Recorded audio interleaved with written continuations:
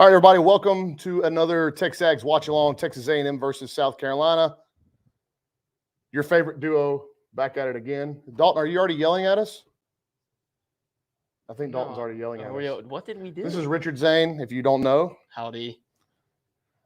He is currently 2-0 on live streams, so he's invited back until A&M drops a game. So let folks roll in here as the Aggies in South Carolina get set to kick off here in about 7 minutes.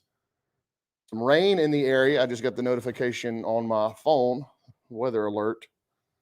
Potential rain shower here in about 20 minutes. It looks like it's dissipating. The radar don't look too bad here in College Station. So if they do get some rain there at the stadium, it should be just a passing shower. Dalton's putting fight night on for me to watch. I think he's probably going to go to watch to the Dodgers. So, Richard, if you've been with us, you know that Richard has typically been wearing his backwards A&M hat, but in the sake of looks like good fortune, has a new helmet this week. Anias does have a new helmet on this week. In the sake of good fortune, we're allowing Richard to wear his game day Dodgers hat as the Dodgers and Braves get set to start. I believe it's 7:05. 7:07. First pitch from Atlanta. 7:07 or 7:08, something weird like that. These postseason games are whack. Whoa, shotgun! Let's go Braves, man! They're already on you. I mean, I got nothing against the Braves. If the Braves win tonight, I will be rooting for the Braves in the World Series. But I must clarify that I would be rooting for the National League regardless, unless it were the San Francisco Giants. So the Astros don't mean it doesn't. It has nothing to do with the Astros. No. Okay. Well, last night I was at. Plus, it'd be cool to see. It'd be cool to see Freddie Freeman get a ring. I'll do like Freddie Freeman. I like him a lot. Huge recruiting weekend for A&M. I think 12 to 13 national top 100 players here in town between the classes of 2022 and 2023. My day has been full of recruiting stuff, and I'm betting that my night will be full of recruiting stuff as well.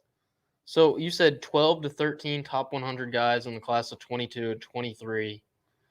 Where does this rank as far as visitor list go since you've been here? Like that seems like that is a large number of top 100 kids. Yeah, that's going to be more than what was in town for Alabama, especially when you start talking about like bona fide 5-star kids. Mm-hmm. I think we were 7 legitimate 5-stars from 2 classes, and then there's a good group of 2024s in town that are either. They haven't rated those guys yet, but potential A&M offers guys that A&M likes a lot. It's a typical Jimbo Fisher recruiting weekend, and it doesn't matter that you're playing South Carolina. The Alabama game, the atmosphere in Kyle Field changed all that. Like A&M is now every kid that watched that Alabama game or was in Kyle Field during that Alabama game, they want to come be in that atmosphere either again or they want to be in it for the first time. And so I think the electricity that night inside the stadium has potentially altered A&M's recruiting class. I mean, it's a special place. I mean, we've known that. Being here and covering this team and working for this company, and also you went to grad school here. I got my undergraduate here. Like, we know that Kyle Field is a special place to be on Saturdays in the fall. Mm-hmm. I can only imagine what the atmosphere was like at that Alabama game. Just night games at Kyle Field in general they're just different. Yeah, and it's more fun. It's a chance for the 12th man to influence future A&M rosters, and I think just being around the office today and talking to some people at our tailgate, I think the students understand that, and you've seen the interaction between like the Yell leaders and recruits now, or the Barstool A&M account and recruits. So the student body is very much diving into their role into helping A&M in this recruiting class. Hold on, I got to listen to Luke Combs. Are you have your ears in? Saturday, dude. I really like Tom. Oh yeah. And somebody Paul was hating on the chat. Where I was already. Jordan. Somebody was hating on Tommy Hart, great friend of the program. Someone's hating on Tommy Hart. It was early on in the chat. Come on, guys. Tom's good dude. Tom's good people. Pretty good crowd, looks like. Big Braves guy, Tom Hart. Actually worked for the Braves for a while. I did not know that. Aggie's getting set to come out and enter the field. I'm not anticipating any lineup changes. You listen to Billy during the week, and he talked a lot about the offensive line staying the same. I do think there are going to be some guys active that have not been active in the last few weeks. I know Caleb Chapman was running around before the game. Jayden Peavy's another one. Yeah, Jayden Peavy. Obviously, when he comes back in, he stands to really make an impact on the A&M defensive front. And the matchup that I'm watching tonight that I think A&M can really take advantage of is A&M's defensive line against South Carolina's offensive line. And a very immobile quarterback in Zeb Nolan. And I want to see, and so correct me if my pronunciation's wrong, but Kingsley JJ Igbare. Yeah. I think he's going to be someone to clue in on in and White tonight. And I'll say this: the A&M offensive line against the top names they've played, they've done a good job against them. We talked about Will Anderson and DJ Dale from Alabama. Bryce Anderson has got recruiting on the brain. Bryce Foster had a rough game against Arkansas.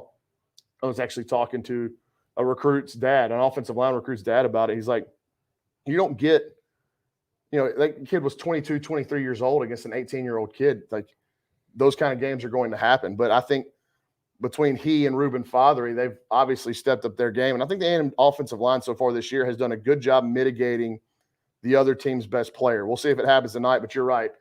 Kingsley Enagbare is a really good NFL-type player. And you mentioned when they faced Alabama, Alabama's got NFL guys up and down their defensive line. I mean, you're facing a future NFL guy in Enagbare, and it's just the one dude you got to key on. I can't see these chats. You're going to have to read them to me. My eyesight's bad. There's just people getting ready to go for the game tonight.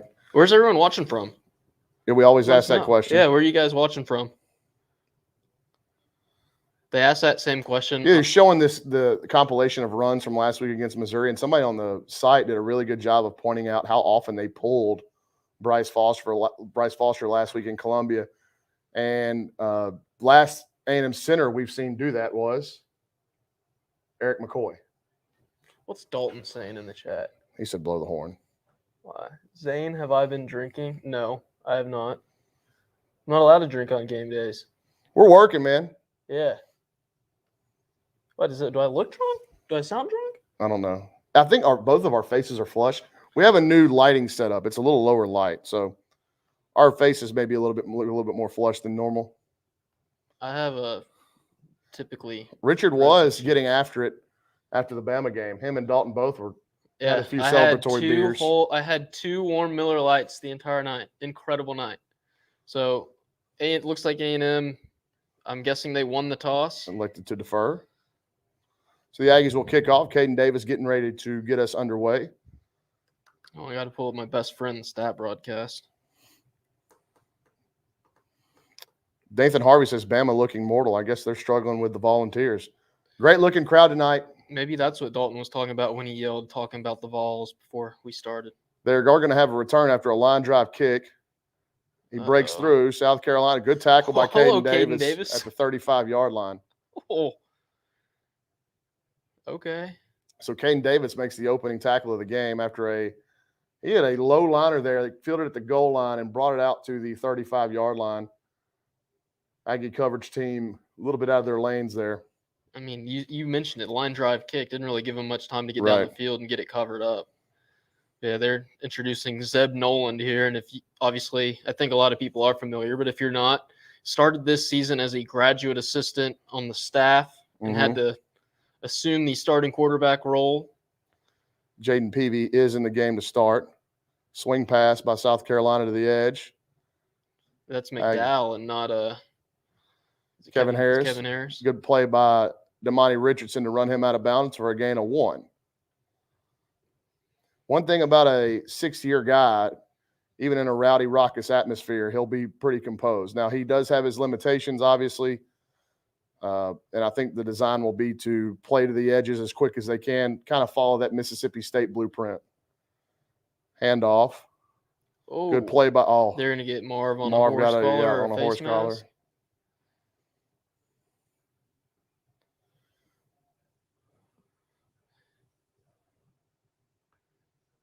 I'm listening to the broadcast. The first time I've ever done this before. I've got the audio in my ear. They haven't said anything holding or otherwise yet. It's going to be a horse collar. Yikes. It was in between the tackles. I thought there was a rule where it had to be outside. Maybe it is I don't know. I thought there was a rule was inside the tackles. It was okay. Horse collar tackle. He definitely got his hand back there.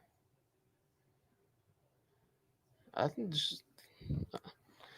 so A&M was going to be, or A&M had held South Carolina to a 3rd and long, and then that's just an effort penalty. 15-yarder on DeMarvin. Now South Carolina all the way out past midfield at the 49-yard line. Empty set.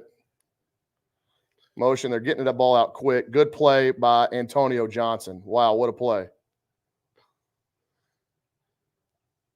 Antonio Johnson just blew the receiver over him up. The attempted blocker. Such a good player. Again, we'll have a little bit of a delayed replay up here at the top. He attacks it, blows it up in the backfield. Going to be a loss of about 3. What a play by Antonio Johnson. Incredible. He's been maybe A&M's best defender on the year. He's a good player, man. He's an NFL player. I'm a fan. 2nd and 12 for the Gamecocks. Their tight end is a good player. Hand, gain of about 2. Michael Clemens sheds his man. Minimal gain for South Carolina. It's 3rd and 10 here. Yep. Second time A&M, it would have been 3rd and long for South Carolina had it not been for the horse collar penalty. Edrin Cooper checks in the game.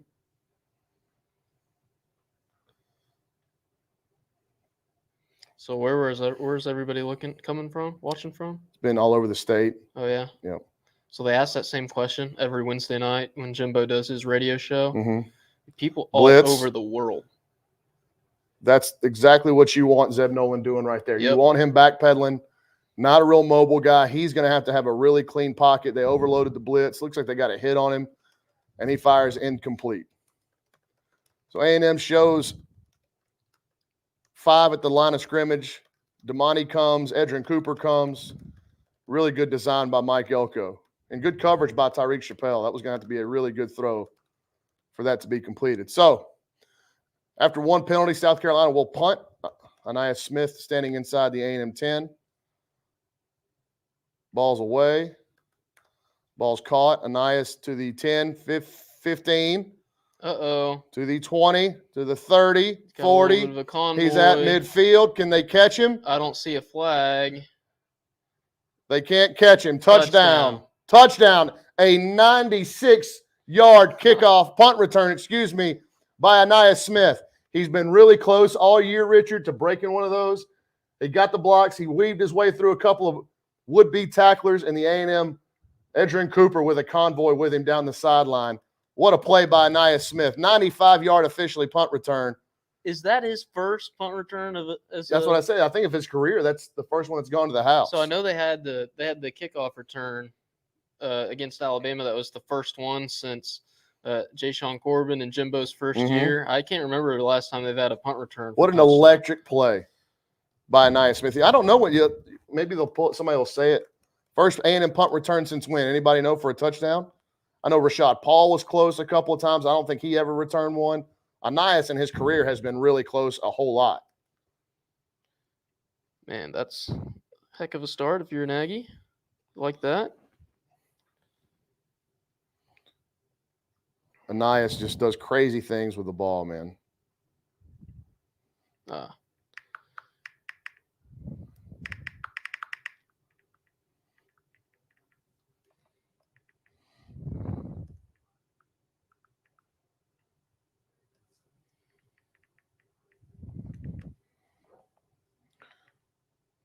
Well, how about that start, chat? David Thompson says, I can't believe he even caught that. Have you not watched Anaya Smith return punts? He was inside the 10. That's Anaya Smith's. Anaya thinks he can do that every time, which is a really good thing that sometimes it gets him in trouble. I'm pumped that he finally got one all the way back. How'd the crowd sound, Richard? It sounded pretty loud. I mean, I was more listening to you, and I was more focused in on whether or not he was actually going to get there, because I mean, it was a convoy kind of thing. So what's going on with Bama? But yeah, anybody got a Bama score update? Nathan Harvey says Bama LOL in the chat. Let me look it up for you, Brawny. Mike Lewis checking in from Denver. Just in Denver a few weeks ago. Yeah, Had a good currently time. 14-7 Vols. Tennessee nearing the end of the first quarter. It has been how long since Tennessee's beaten Alabama? 14 years? 16. 16?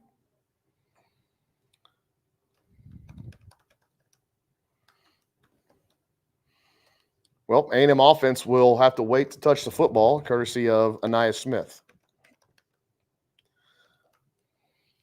Well, if you're an A&M fan, you need Bama to lose another one, right? Because if Bama were to drop another game, then the Aggies control their own destiny. I think. You're right. Mississippi State has lost twice, right? Or 3 times. I mean, Mississippi State's going to lose again. I don't think you need to worry about Mississippi State or Arkansas. Mississippi State won today. Mississippi State's currently 4-3, and their losses are to LSU and to Alabama in conference. So really, if Mississippi State controls their own destiny if Bama loses. Yes. Because if they win out, they win the SEC West. Yes. Of course, Ole Miss does too. Yeah. Ole Miss wins out, they win the SEC West. But I mean, A&M has to play Ole Miss. Right. But what I'm saying is another loss by Bama would throw this thing all up in the air. Because right now, Bama holds the tiebreaker over Ole Miss.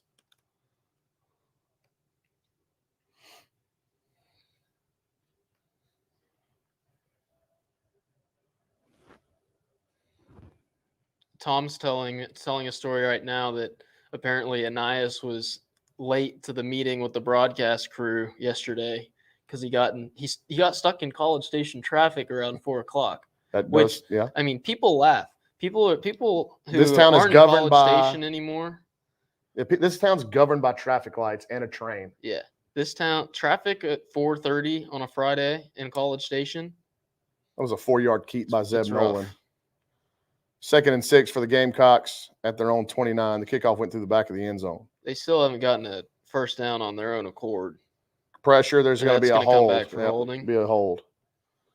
Jayden Peavy was beating his man and then got tackled on his way to the quarterback. So, be 2nd and 16 for the Gamecocks. You want to watch Peavy right here. They got a hold. There are a couple of them right there. Yeah. Pick your poison.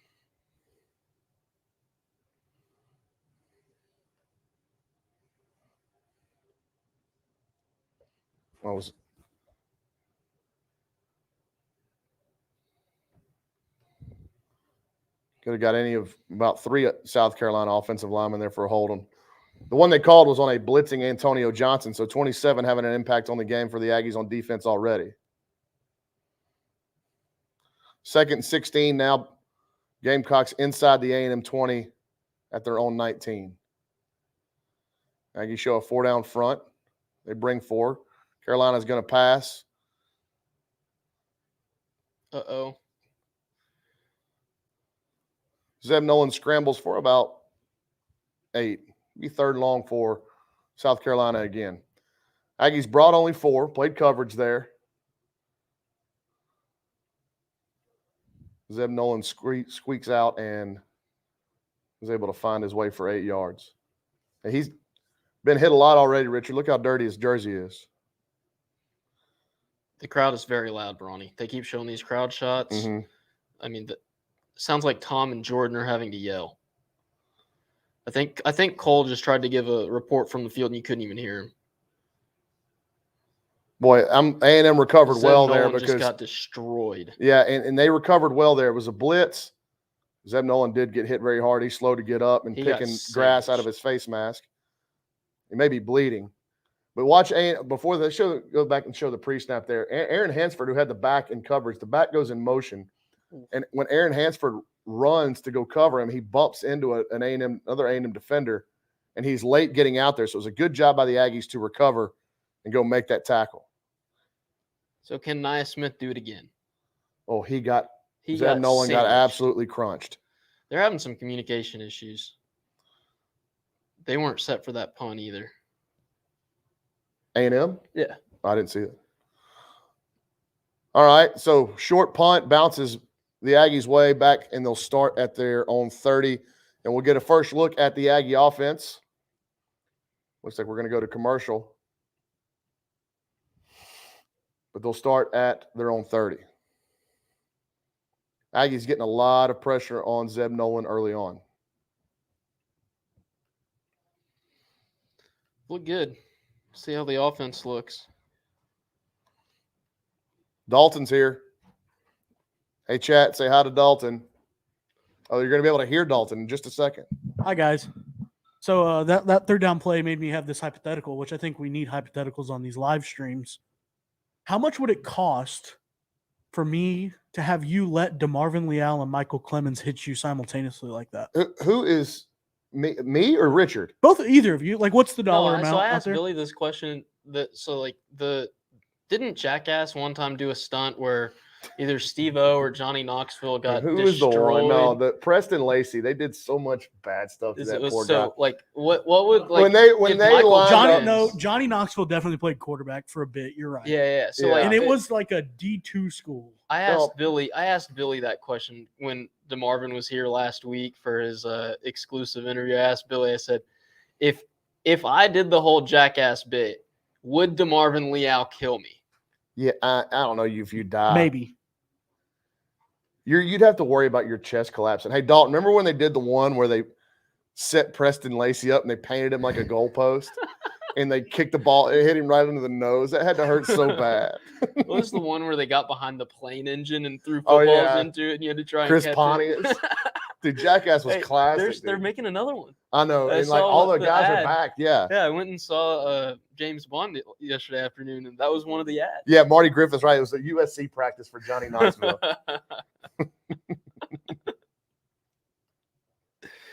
God. Jared Allen. It was Jared Allen that lit him Jared up. Allen. I'm going to look this video up and watch it. Jared Allen, Johnny Knoxville.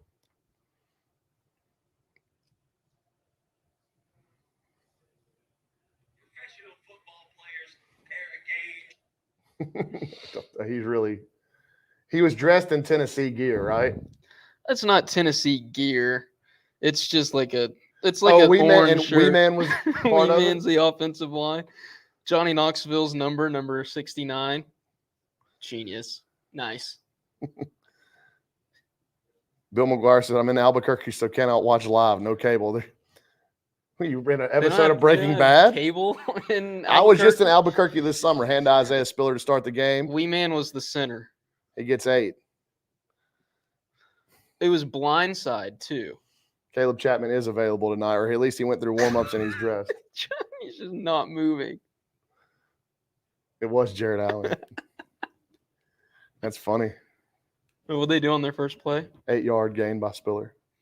So they were talking for as well as they ran last week against Mizzou. They might have as much success this week against South Carolina. It was a good job of getting skinny and fighting through that to get a first down by Isaiah Spiller. Went stretched to the right. It looked like there was a little bit of communication issue between Reuben Fothery and Layden Robinson there on the right side of the offensive line.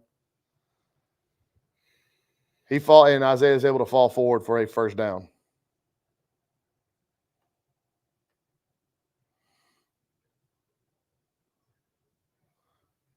Oof. Throw a little bit behind Jalen Weidemeyer. Probably should have rocket. been. It was a rocket. It should have been caught. And Caleb Chapman is in the game. So I'm guessing he started because I haven't seen any of them make many subs. I mean, this is their third play. Jalen That was Preston, their third play. Jalen Preston starts. Anias Weidemeyer. Throw a little bit behind Jalen, but again, catchable football. Zach throws into the flats to Spiller. Good tackle in the open field by the South Carolina linebacker. 3rd and 8. And Spiller is shaken up. Nope, he popped up. A little bit of a limp. Yep. Tennessee got a fumble. Okay, I'll look up the score, Bronny. I mean, I'm sure it's still 14-7. It is. It says Alabama's got the ball back. Chapman in motion. Calzada, clean pocket. Goes through his reads. Throws. Oh, no. Intercepted. That was not a good throw.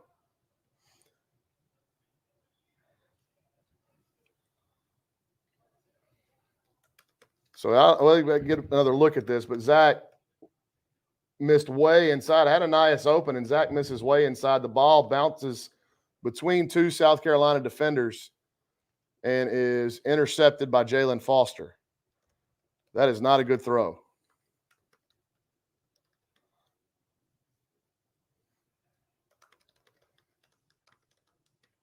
Now, that could be on Anais.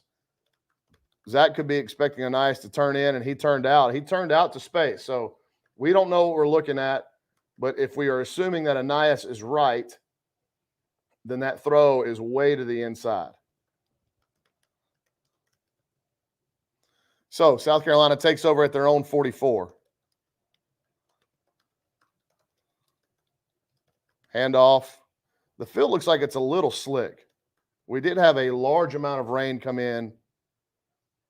Yeah, this at afternoon, right? Yeah, about Early morning? 12:31. It was about 12 or 1. So I don't think it rained at all, South College Station. Did it rain over It your rained house? here. Oh, I don't know. I've been up here since 11. So I didn't hear anything either.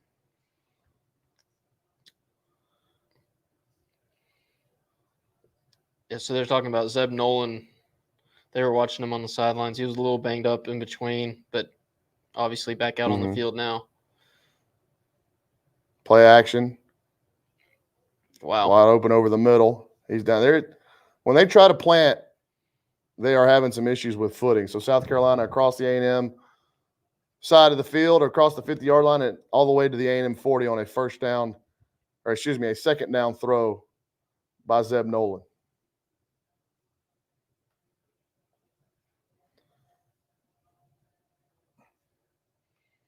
They're just inside the 40 at the 39. Kubelik saying that he did have like a bloody nose. So they think he might have been out for a second. Uh-oh. Ball snapped against the motion man, and Zeb Nolan falls back on it. So the ball was snapped inadvertently, hit the South Carolina motion man, and Zeb Nolan saw it before everybody and is able to dive on the ball. So that Kyle Field playing a role here? Perhaps. That's a really fortunate bounce for the Gamecocks. That ball could have gone anywhere. It got the so it gets the pulling man here, or it gets the guard, I guess, in the back and bounces right back to Nolan. Ends up being a 2-yard loss for South Carolina. Boy, that's a fortunate bounce for the Gamecocks. McKinley Jackson and Isaiah Rakes in the game. Play clock. Rush 4. They're going deep. Ball's out of bounds. Good coverage by Tyreek Chappelle. Never had a chance there. Yep. Even if that throws inbounds, it's going to be incomplete. Anais Smith's 95-yard punt return is the longest by any player at the FBS level this season. You can't get much longer. Not many people are catching punts inside their own 5. He caught it at the 5. They gave him credit for 95 yards. But then he went backwards. 3rd and 12. 3rd and 12 out of the gun. They're going to hand it. Aggies got it fitted up. Who is that made the tackle in the defensive interior? 35? McKinley Jackson. Watch McKinley Jackson just absolutely dominate his man. It's a 3rd and 10. Remember, A&M hit Mizzou for this last week. Remember that, Richard? It was like 3rd and 15. They handed it to A-Chain. They popped out for a touchdown. Yeah. It was 3rd and 12 on that one. They converted that other 3rd and 17 pass to Anais. Yes. Big plays last week. So Anais standing about where he did on his first punt return for a touchdown. Pooch, fair catch. Did they say first punt return since Christian Kirk? Yeah.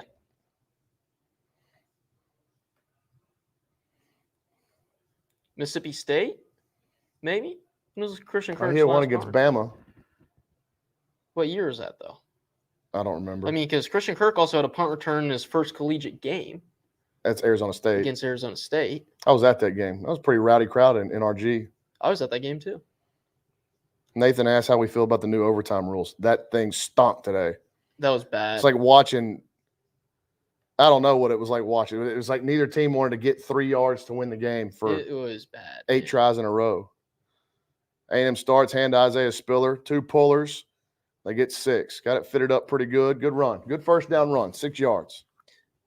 Need to get Calzada settled down. Tackle made by Kingsley Enigbare. Brian Donahoe said it was Kirk in 2017. Who was that against? Mississippi State. State? Was that the year that no.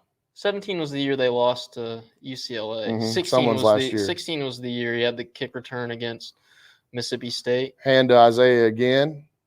Because I remember when he had that punt return against Mississippi State in Starkville, I was driving to Houston and listening to Dave South on the radio, and I had no idea it was like fourth down. Didn't know it was a punt until after the play.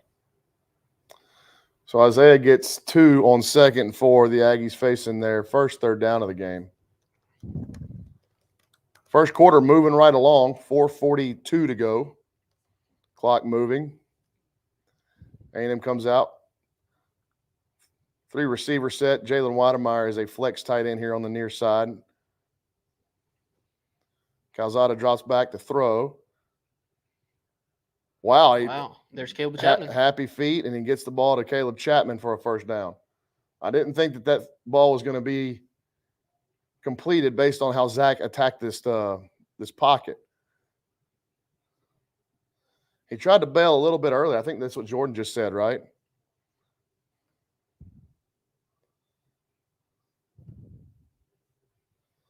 I'm going through this 2017 schedule to find the kick return. I know he had a kickoff return against Arkansas that year. RPO, throw to Anias, slips a tackle. May have had a face mask, and they throw him out. They throw him down out of bounds. Yeah, in that game against Arkansas, he had an 81 Anias yard. off to an incredible start. He had an 81-yard touchdown reception and a 100-yard kick return.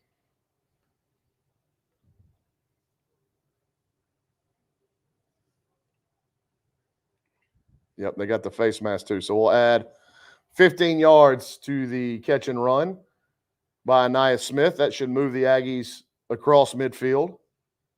Anias, just after the ball's caught, he's so electric, man. He's shifty, man.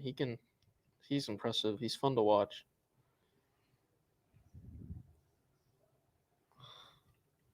So Zach Calzada has started 3 of 5 for 23 yards. He did have the interception.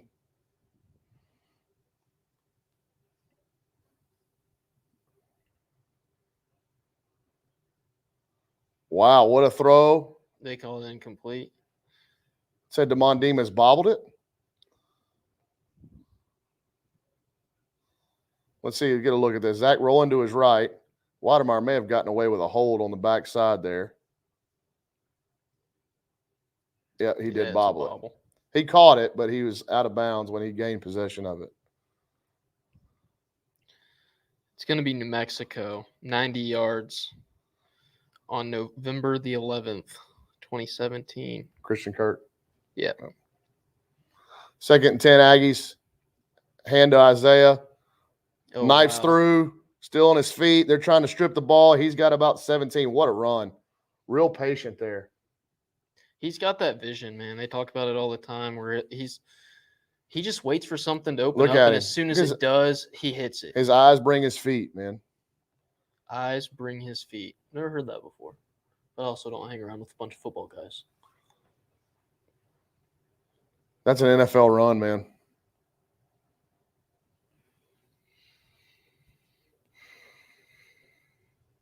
Hand to Isaiah, makes a man miss in the backfield, makes another man miss. Boy, I tell you what. And another face mask. Tom Hart just said A&M's either 8-3 in Isaiah Spiller's career when he There's the graphic carries right it. 18-3. Mm-hmm. 15 or more. Wow. A holding? I just watched it right here.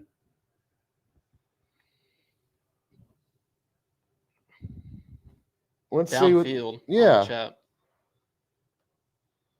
That's going to negate about a 12-yard run by A&M. Justin Korn is in the stadium. Yeah, that's a hold. That's absolutely a hold. He could have let him go. Yeah, he could have let him go. Justin Korn says, "What's up?" from section 1 or 315. So people in the stadium got us locked in. Hey, Justin, let us know how the crowd is. You're our official crowd correspondent for the game. And back to Isaiah. he's getting what he wants right now, man, and he's feeling it. He looks really fresh, jump cut, forward lean. 53 yards on 7 carries already. Yep, enjoy him, Aggie fans, because probably the last 5 or 6 games of his career in the maroon and white before he goes and makes a lot of money. Get to see him 2 more times at Kyle Field after tonight. Yep. 2 tights, 2 receiver, Jalen Preston, Caleb Chapman. Second tight end in the game is Max Wright. 2nd and 3. Hand to Isaiah again. He's got 6. Oh, he fumbled. He fumbled. They blew the whistle before anybody recovered. They were calling him down. Well, him and Kenyon Green fought over it. That's not a fumble. That was not a fumble. No, Or that it is was a fumble. that is a Excuse fumble. me. It was a fumble. That's going to be a fumble in South Carolina ball. No, they blew the play dead. Yeah, but before Richard, there's an anybody immediate recovered. recovery. I don't know. His left knee may have been down. They're going to look at it. Look at this replay right here. Or his right knee. No, Watch that's his right knee. Watching it, I can't tell if the Right ball's knee. out from there. Yeah.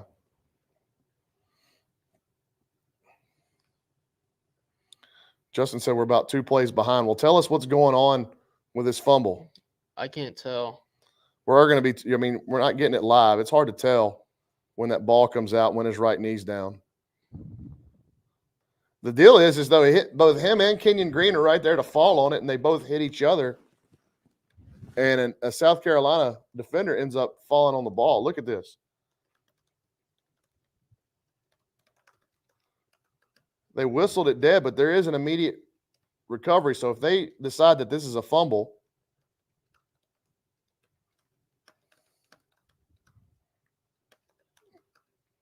it's hard to tell when that ball comes out. What are they saying on the broadcast? They're saying that it seems inconclusive. So A&M will either have it 1st and 10 inside the South Carolina red zone.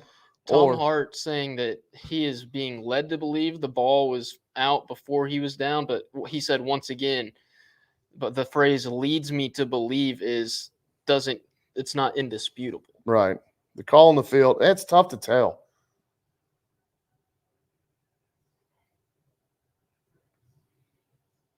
That's tough, man. I think Yeah, that's what they're saying is it's tough, and they think it's probably going to stand. I don't know how you overturn that, but there is an immediate recovery, even though there's a whistle by South Carolina. So if they deem it a fumble, it will be Gamecock football.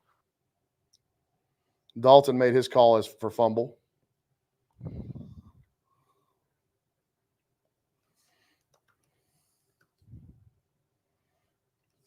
They're taking a while to look at it. 1:32 remaining on the clock in the first quarter.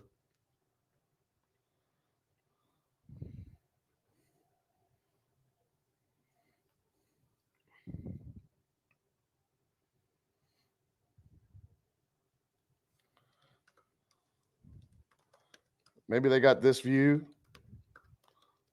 Look, here's another view, but you can't tell there either.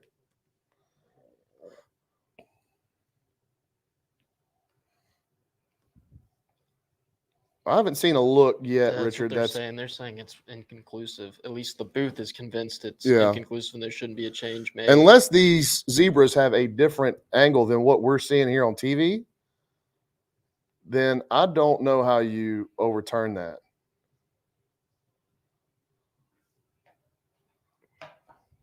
They were taking a long time, and I think that's what Jimbo is yelling at. Justin Korn, who's in the stadium, gives us the play stands. Play stands. Yep. Now Shane Beamer wants to have a talk with the head ref. And look, I mean, you got to give the ref a piece of your mind, but there's nothing the refs can do about that. The call on the field, if they would have called it a fumble, it would have stayed a fumble. Yeah, I agree. It's one of those plays. Terry D says SC coach looks like Wee Man. He kind of does in the face.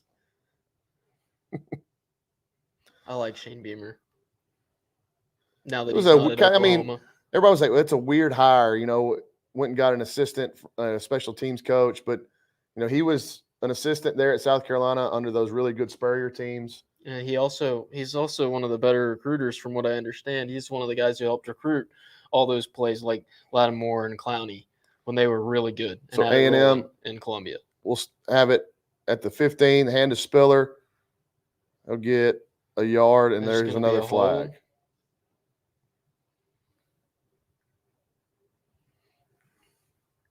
A little bit of a sloppy start.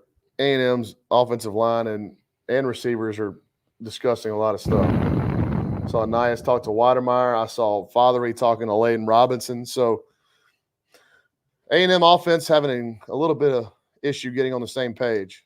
They got green for a hold. Can't believe it. A&M committed one hold in each of the last 2 games. Let's see. So one game against Alabama, one hold against Alabama. I don't think that's a hold on Kenyon. Missouri. There may be a hold in there, but I didn't see a hold on Kenyon. So A&M back to the 25. Cole Kubelik disagrees for what it's worth. With the call? Yep. Zach over the middle, throws, caught, Weidemeyer, touchdown. Now that's a big-time catch over the middle. Do your little dance, Jalen Weidemeyer. 25-yard touchdown reception. Get another look at it over here, Richard. Calzada hangs into the pocket as it collapses and throws a rifle over the middle, a little high. Jalen pulls it down for 6.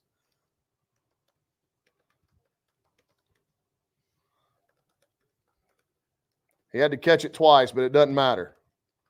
Ball's caught, and he's into the end zone. Seth Small's extra point is up and good. Aggies extend the lead to 14-0. We've got 57 seconds remaining in the first quarter. So, fantastic opening quarter so far by the Aggies. Good to see Jalen get in the end zone again after his big week. Last time A&M was playing on Kyle Field, 2-touchdown performance. Dalton's back. Hey, a guy in the chat was wondering if Shane Beamer could kick himself in the forehead like Wee Man could. Do you remember Wee Man kicking himself in the forehead? It's incredible. It makes me want to go watch Jackass clips on YouTube. We haven't even gotten into our Borat material. Well, that's going to be – we might want to save that for like maybe a Prairie View if it gets out of hand. Dodgers down in order in the top of the first. That's fun. 25-yard touchdown, man. 10 Luke plays, says 90-yard drive. Give the first quarter an A-. I guess what would be an A? Oh, the interception, I guess, takes away from the A+. I understand that. I get that.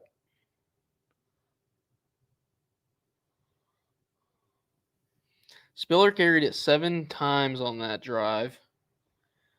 6, 8, 26, 37, 46, 52. 50, Are you adding on live? 53 yards on the ground for Spiller. I am adding. Did you like it? It's impressive, wasn't it? You know, you're pretty adept at math. How did you get so good at math? Just born this way, baby. Dalton, blow the horn. Blow the horn. Dalton, blow the horn. Blow the horn. I don't know if Dalton's at his chair. He can't hear us.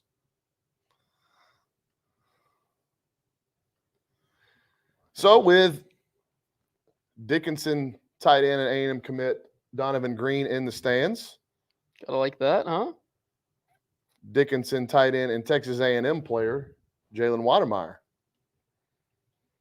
catches a touchdown.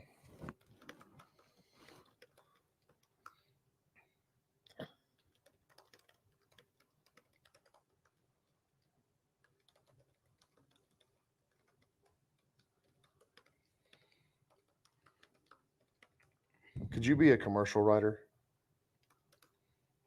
A marketer? Yeah, but like maybe. I was listening to what commercial was it? Oh, the State Farm commercials that are currently airing. The ones with the Parker Jake from State promo. Farm? No. Those were awesome. Talking about the one where the Oh, the so lady shows they've up got with the a new free Jake from pizza. State Farm, and it's like the. Can I explain what I was saying? I know exactly what No, you're cutting me off. Yes. You cut me off. Let me do some talking. I want some airtime. Okay, when the lady shows up and she's got her pizza, and the guy's like, I didn't order any pizza. And he's like, well, since you gave me that Parker promo, I've saved so much money. That makes me never want to touch State Farm insurance ever. And the State Farm agent in that commercial is Jake from State Farm, the new Jake from State Farm. We were saying the same thing, just different ways. You should start wearing khakis. Not your Lululemon shorts or pants. These are pants. Short pants. You were rocking some shorts the last couple of streams. Did I wear shorts the Alabama game? That was his 100th career reception. It's incredible. Jalen Watermeyer. Josh says, do recruits' parents go to the game as well, or do they just hang out somewhere else? No, they're at the game. Wow, what a time by Leon. Oh, Leon. Leon. I think he thought he might have been offside. Leon timed that up perfectly. Perfect. But I think he hesitated when he got in the backfield. He jumped this incredibly well. Oh, he thought the ball may be coming at him on the play action. Zeb Nolan able to get back to the line of scrimmage. Dude, Eddie Rosario is going to haunt my nightmares. Leon O'Neal has had a fantastic senior season.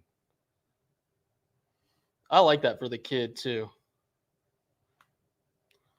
By all accounts, man, he's a good dude. 2nd and 10 for South Carolina. First quarter running out.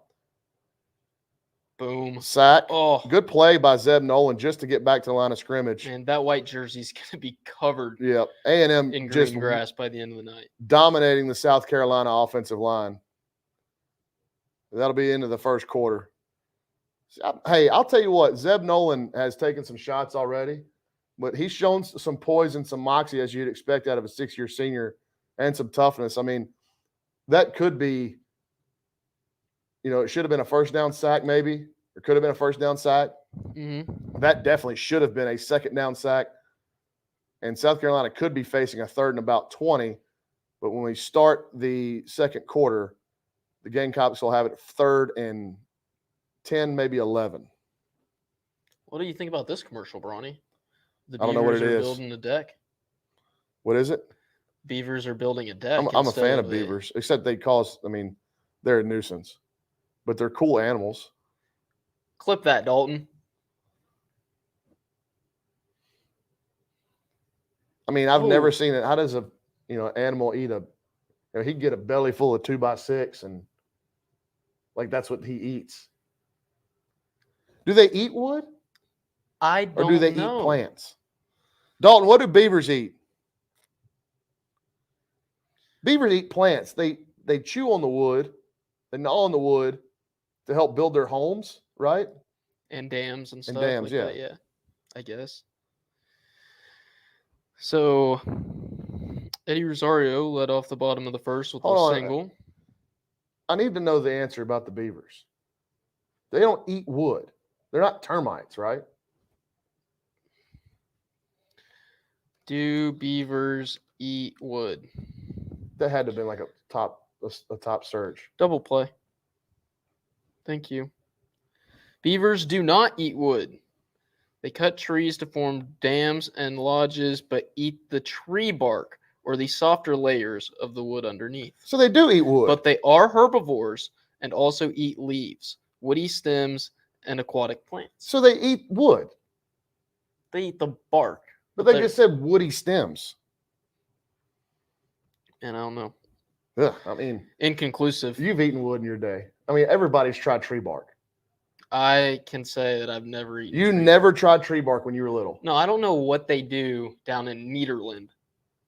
Chat, when y'all grew up, it was like you were like I was little, like I was like 8 or 9 years old, and you're out playing and you're just pulling bark off a tree and you taste it. I'm a little more evolved than that.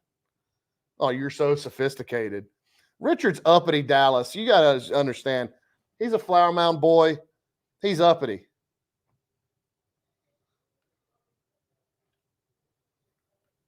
Thanks, Michael. What'd he say? No.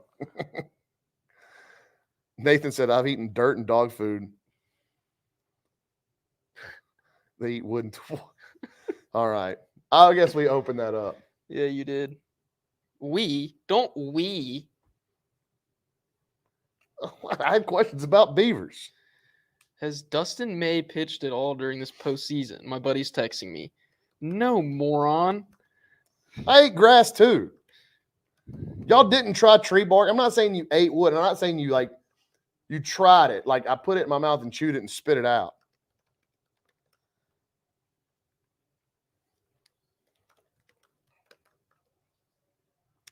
All right, what we got here? 3rd and 10, start the second quarter.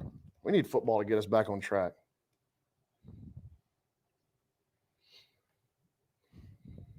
Oh, gosh. You can eat beaver. The animal. That's what I'm Clip talking- that, Dalton. I don't. Clip that. Dude, the chat's got me there. Got my head spinning. I got to focus. 3rd and 10, South Carolina. Big play. Back to the football. Good play. Tyreek Chappelle in coverage. Vaughn wants a flag. You're not going to get it. Van. Van? That's Van. Van? Throw was behind him. And again, Zeb Nolan is backpedaling. I don't know. He didn't need to backpedal there. He actually had somewhat of a pocket. TD, Bama. Yeah, Bama got it was 14-14. Bama got the ball back with like 5 minutes remaining in the first half. I guess they just scored. Beaver's teeth are orange due to heavy iron content. Okay, thank you. We do care. I'm learning. This is a fun educational experience for a lot of people, Richard. Myself included. Right. The chat is teaching you things. Last week was geography. Remember when you told me that Detroit was further east than Atlanta, and I didn't know that? Well, and And then that somebody Reno said Reno's was further west than than Los Angeles. And that it's how many miles from Orange, Texas to El Paso? 736.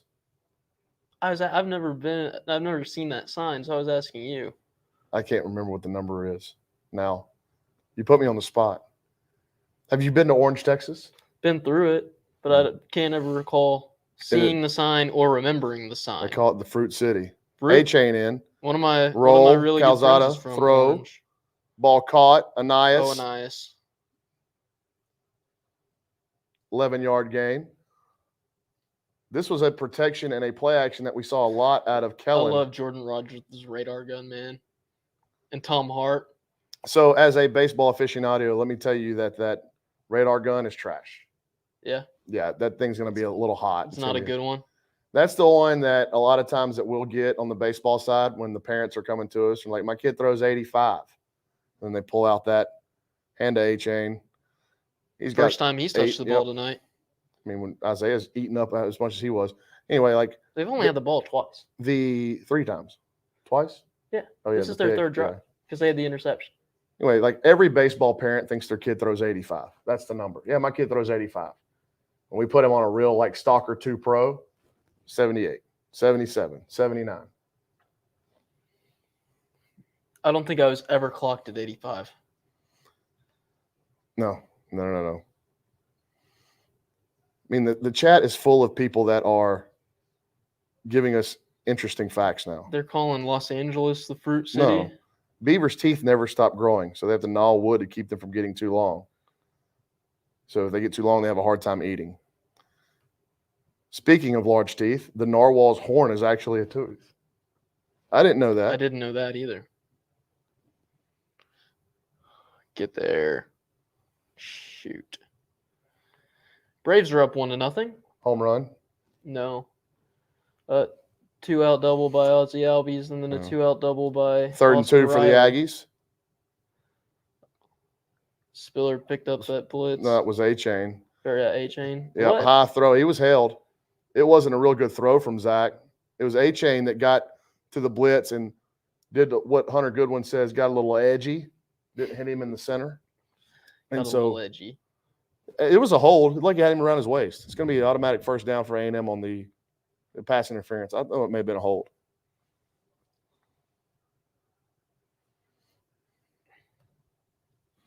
Watch. I mean, it's a hold, I think. You got him around his waist.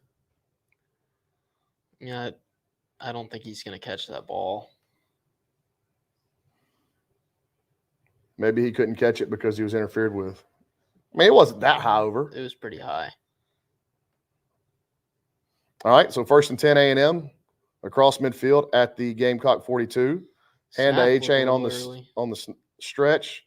He darts through for about 7. So A-Chain's got 2 carries for 2 7-yard gains.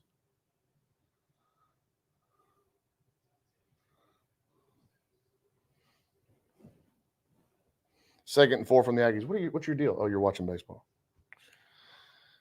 Guess that pitch wasn't a strike.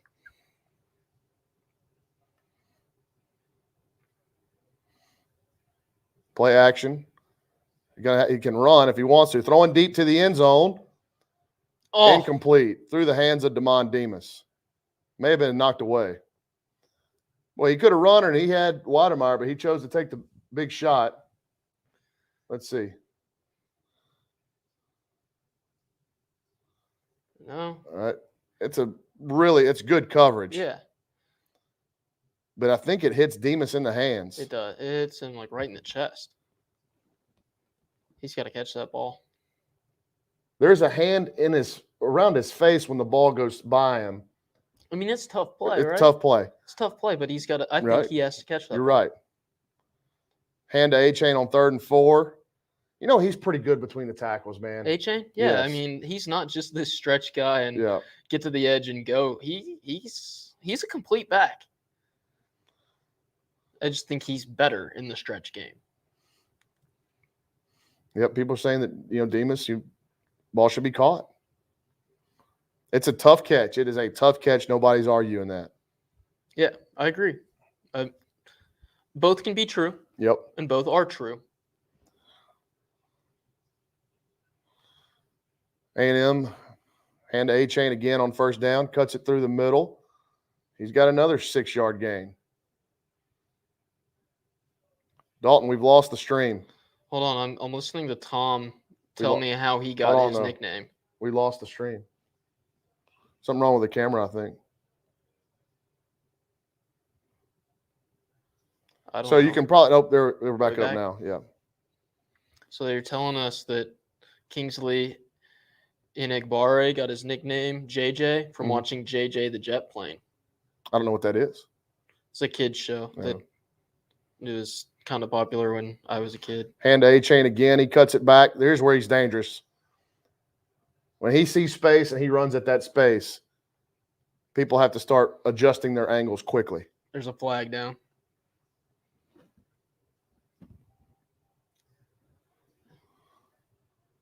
They got Jameer for it.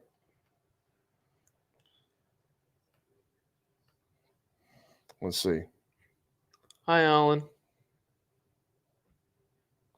Well, he's out of the screen there. Again, he They doesn't got him. need to hold there. Because I can tell you that defensive end is not going to catch No. Devon A-Chain. It's a really good run by A-Chain, and I mean, it's absolutely a hold. it is a hold. He wasn't in the frame very long, but it was absolutely a hold. They're calling him a linebacker. We're losing this camera. We're gonna have an issue with one of the wires in the camera. See? Yeah, I see what you're talking about. That's okay. They don't need Screen to look at pass me. to Jalen Wademeyer. He's got a lot of room, and Bryce Foster out in front of him. Touchdown. Wow, what a catch and run by Jalen Wademeyer. Love the play call. Wow. Look at Bryce Foster's huffing and puffing. He ran by the guy that almost made the play. So, 2 receptions for 2 touchdowns for Jalen Wademeyer. 9-play drive for 73 yards. Very well designed play. Nobody out there. Little tight end slip screen. Had Foster out in front. Extra point is good. And we can check on this camera. It keeps coming back. I don't know what's going on. You do not want me touching expensive equipment. Yes, that's true. Let's see. I see. In and out. I see. All right, well, hang with us here, stream. We'll get it figured out. So they can still hear us. They said that. Yes.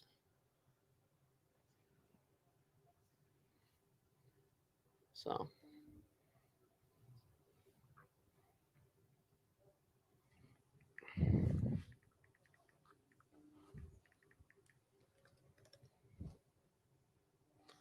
Beautiful play design. First time we'd seen that out of the Aggies.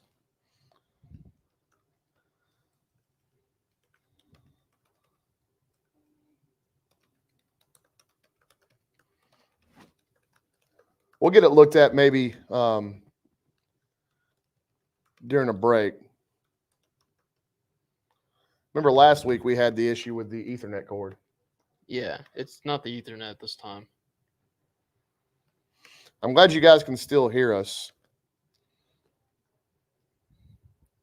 We don't want to be mashing cords onto that camera. It's cutting out a lot quicker now. There's that stupid State Farm commercial again. That thing stinks.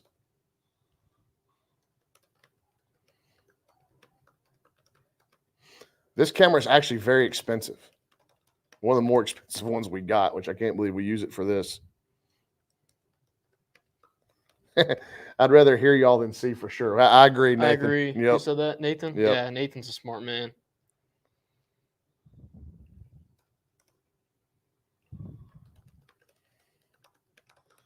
Let's see if here's Dalton. It looks like a battery thing. And Is it a battery thing, Dalton? So they're Dalton's gonna. Are they genius. still gonna be able to hear us? Dalton's changing the battery. Pit change, chat. Yeah, Richard. Man, Like if you're Richard Mercedes- Petty. If Mercedes changes this slowly tomorrow, there's no chance that Lewis is overtaking Max. What are you talking about? Formula One? Formula So tell me about why this guy's getting all this love. Is it in Austin?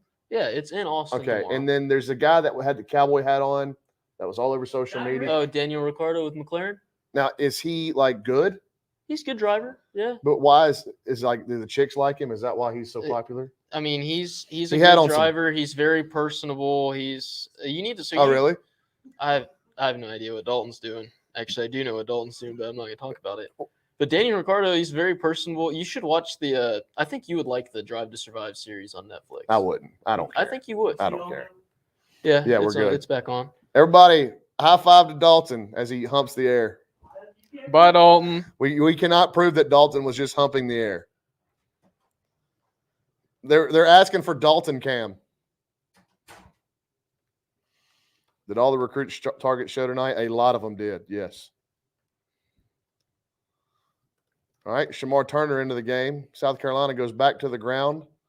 Nothing doing. It's 21-0, by the way. The Aggies are up with 10 and a half minutes to go in the first half.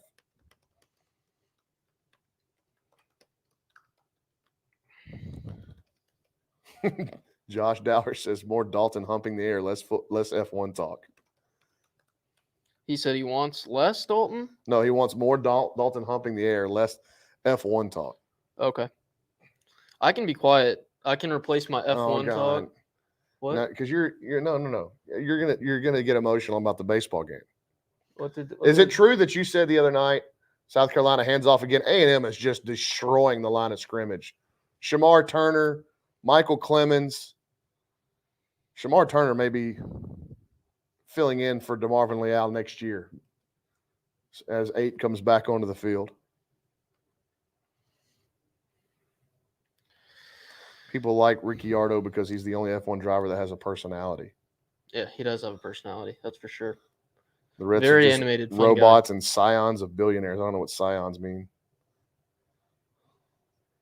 Big Lewis Hamilton guy. That's the only one I know. Oh my bad God, the snap. ball snapped by Nolan. Aggies recover it inside the 5-yard line. Inadvertent snap. I wonder if the 12th man played a role in that one. Ball was snapped. Zeb Nolan was looking the other way.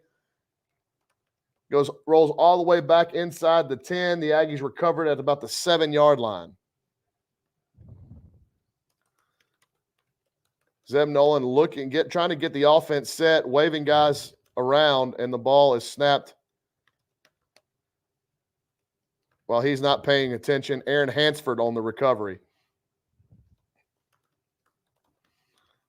South Carolina, woof. Second bad inadvertent snap. So you have to start asking questions about the crowd noise.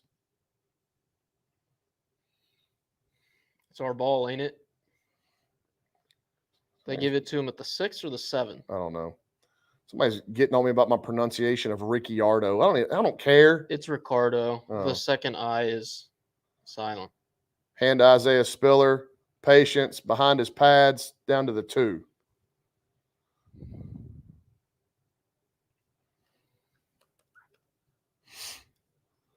Man, this is I didn't realize gonna we get had so ugly. many F1 fans in the chat. Now, dude, it is taken off. I'm telling you, this Netflix series. how there is are it a ton of even? fans. But is it not bigger than NASCAR? Well, I mean, worldwide, it absolutely is.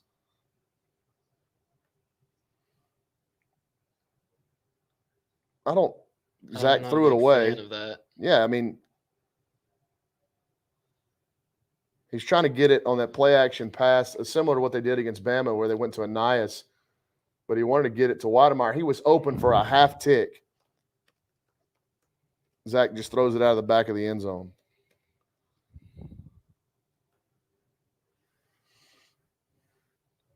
I doubt I'm going to get hooked on F1. It's a good really, show. You might not get hooked, but it's a good show. I'm trying to figure out if I'm going to go to the race tomorrow. 3rd and goal for the Aggies from the 1.5. Hand to Isaiah, touchdown. Yep. Very well blocked. Ruben Fathere just washes down the entire right side of the offensive line. 1 yard touchdown run officially for Isaiah Spiller. Going to look at the replay here. Ruben Fathere, Layden Robinson, south side of Houston, Texas, just washes it down.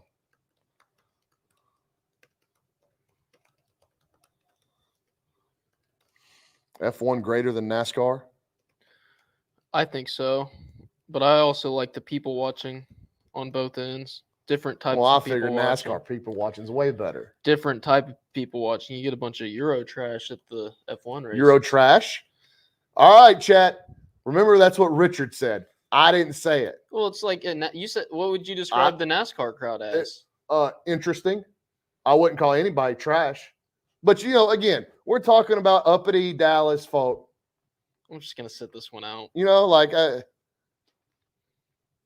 Richard's in here name calling, and I just think NASCAR would be interesting people watching. They're both interesting. Well, for different reasons. How would you describe NASCAR fans? I mean, the stereotype is that they're all rednecks.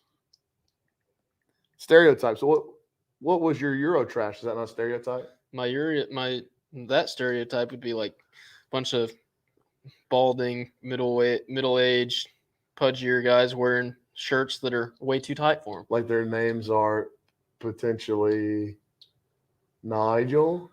Oi! Nigel! Oi! I didn't know where you were going with that. I gotta admit, I did not know where you were going with that. I was gonna say maybe Gareth. No, Nigel.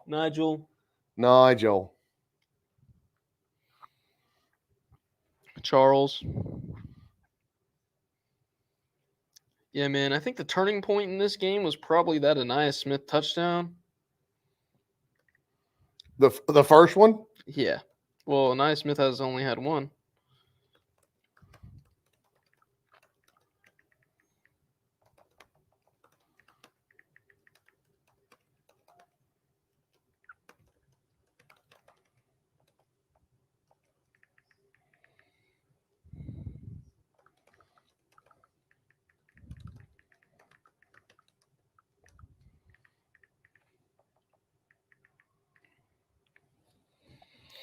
$28-0. I missed a bunch of these.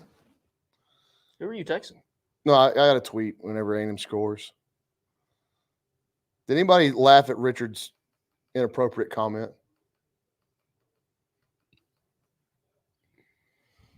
Everybody keeps talking about somebody named Brandon. Brandon? What do they keep saying?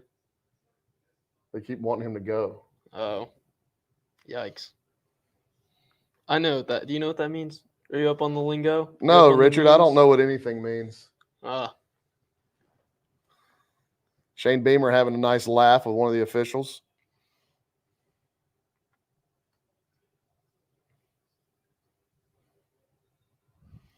I think folks will be filing out of the stadium potentially at halftime to go to Northgate. to Northgate. Hopefully Olin can write at halftime. Maybe they could be talking about Leone. Leone was in here in the studio a little bit earlier today, and he will be doing the post-game wrap with I saw him a little earlier. Nuno's. Is Bama going to lose? I don't know what the score. What's the Bama score? Alabama football. Alabama's up 21-14.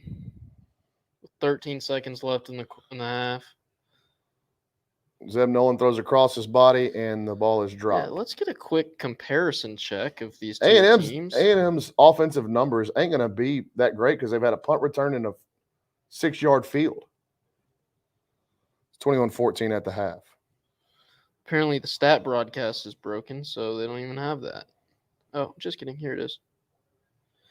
184 total yardage to 15. Well, it's an impressive outing by the Aggie defense so far. But, I mean, total yardage, that does not include the punt return? No. Total offensive yardage.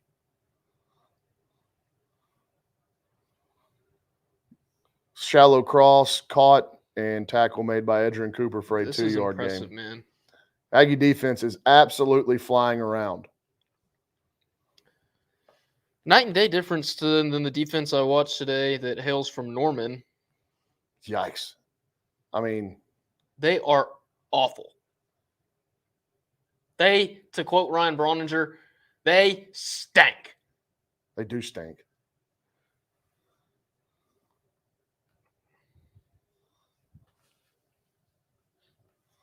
Empty backfield here, 3rd and 8 for South Carolina. Snap. Sack. Tyree Johnson, as he's being tackled, makes the sack. That's what I call a sack lunch. Tyree, man. Talk about guys who are having a great senior year. Yep. He has been impressive. He was bending the corner and being pulled by his left shoulder.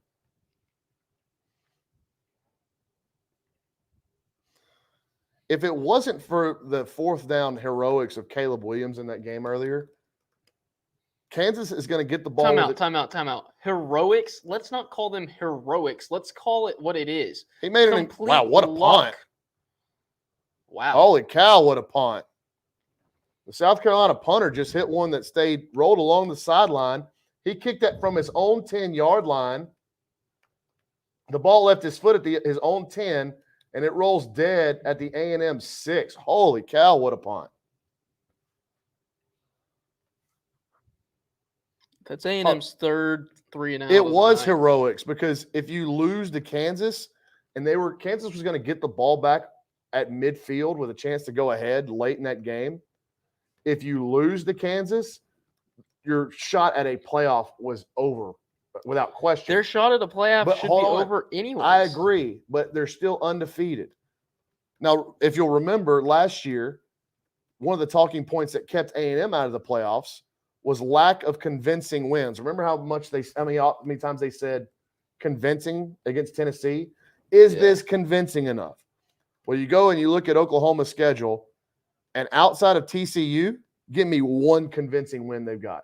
Western Carolina. They beat them 76-0. I mean, Oklahoma hasn't been convincing in any game whatsoever because if you beat Western Carolina, 66-9, that's not convincing because that's what you should have done. It's not impressive. They don't have a single impressive win.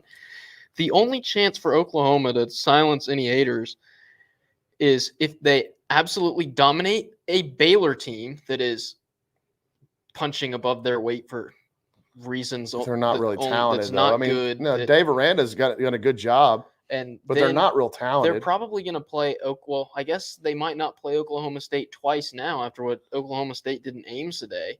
But if they play Oklahoma State twice in Bedlam and then in Dallas in the Big 12 championship game and drub them both times, those would be impressive. That would be enough to solidify a tournament resume. And then I'd be like, okay, they're undefeated 13-0, whatever. Give it to them. Let them face Alabama or Georgia and get their teeth kicked in. If you have to take Cincinnati or OU for the playoffs, which are you taking? Cincinnati. Cincinnati. Absolutely. They've got wins. At least they got a win at Notre Dame. Yeah, the win at Notre Dame is the biggest one in program history.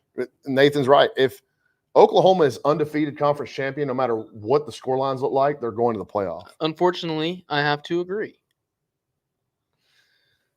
I don't think Oklahoma's deserving. I don't think they're a good team. And I think if Texas A&M lined up with the number 3 team in the nation, the Oklahoma Sooners, the Aggies would run for 300 plus on them.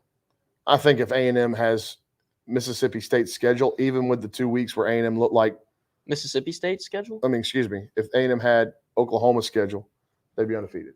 Absolutely. And it wouldn't have taken a 21-point comeback from the second string quarterback to beat Texas. I don't know where they got this footage from somebody's house. A&M starting at their own 6-yard line. A-Chain in the game. They hand to A-Chain. Now, the thing with A-Chain, he got another 7. I think he's averaging 7 yards a carry. If A-Chain pops out of one of these runs. 5.6.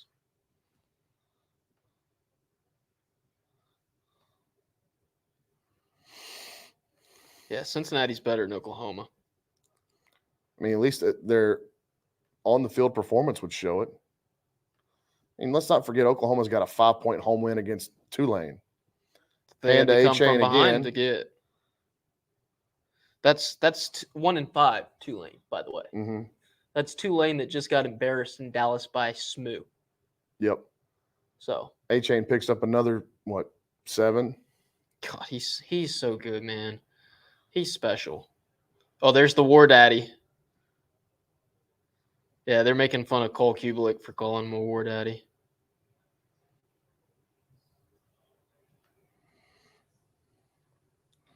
Leadoff double, A.J. Pollock.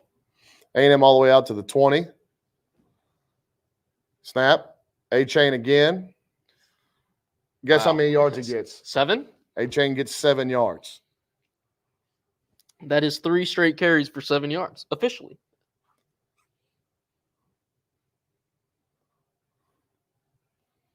Again, he gets contacted. That number's going to go down to 4 next year, by the way. I guess they're counting Edo as active still. He is active.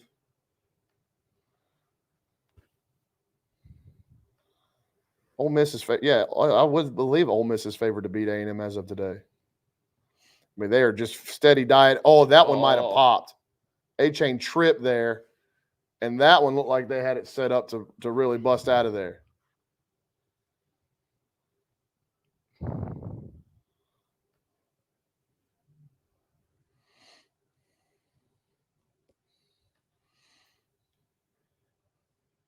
A&M 3rd and 2, 5 minutes remaining, clock moving. Aggies at their own 28. They need the 30.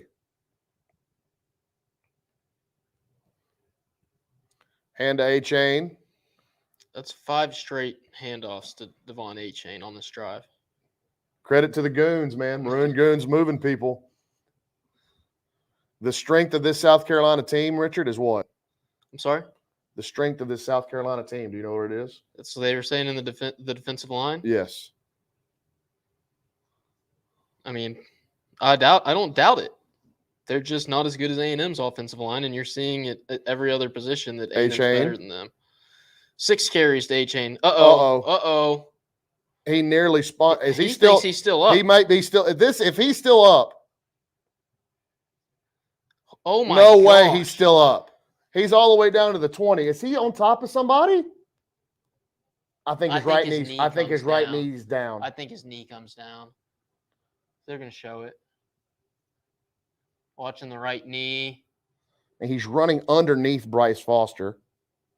Yeah, it looks like the right knee's down. Credit to him for keeps playing. If it stands, it's a 46-yard run, but I don't think it's going to carry. It's just going to stand, excuse me. Let's check this right knee. Yeah, he's down. Way down. He's down.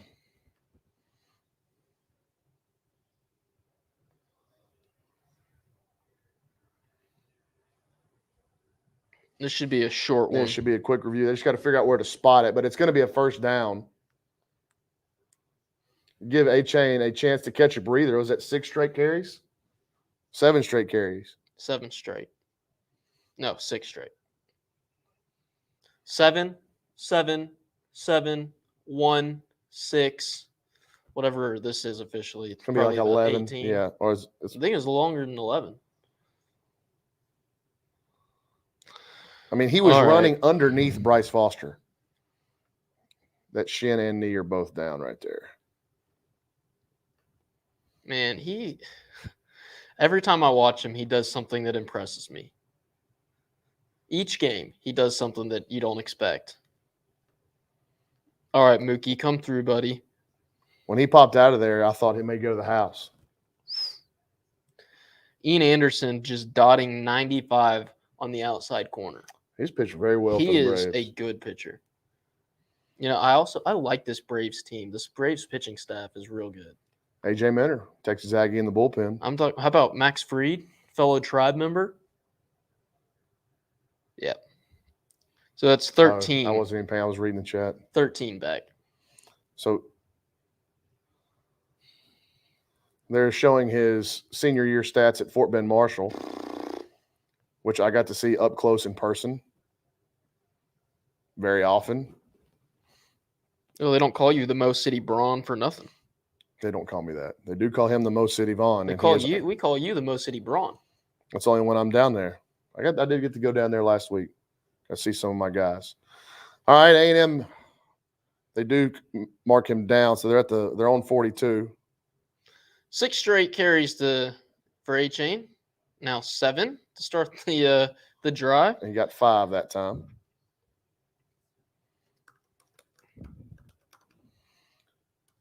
I mean, A&M just eating it up on the ground.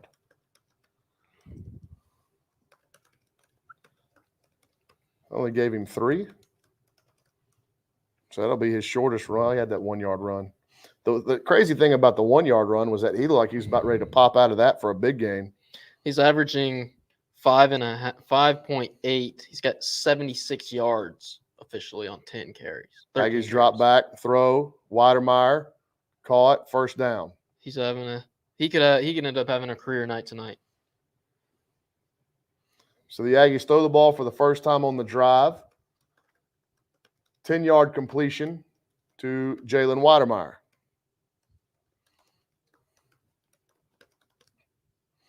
Now will they go back to Devon A-Chain?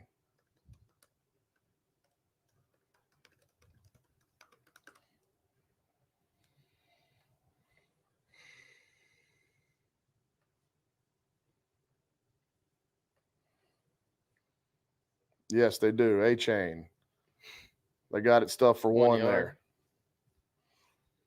South Carolina, listen, they got a couple of 5-stars in their defensive front. Boy, look at all the white jerseys around the line of scrimmage when the ball was snapped there.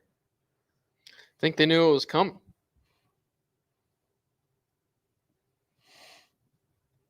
Aggies just milking the clock dry down to 2 minutes and 10 seconds. Do you want the rushing yards comparison, Bronny? Isaiah Spiller into the game, not yet. Okay. I'll wait.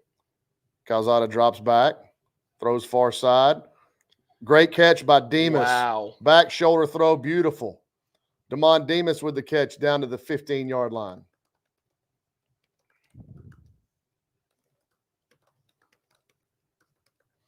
Great catch, great throw.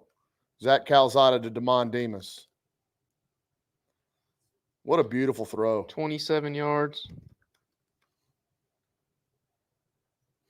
Hand to Spiller. What a cut.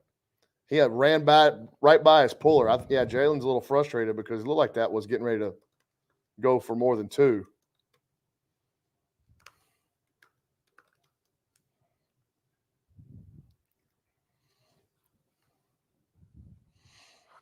$1:25 on the clock and moving. Now remember, this drive started at the 6. Yes. A&M's Spiller already gone remains on in the drives of 90 and 73 yards today. Hand to Isaiah. South Carolina bottles it up. So A&M facing their first 3rd and long of the drive. Be 3rd and 8 for the Aggies at the South Carolina 14-yard line. Yep.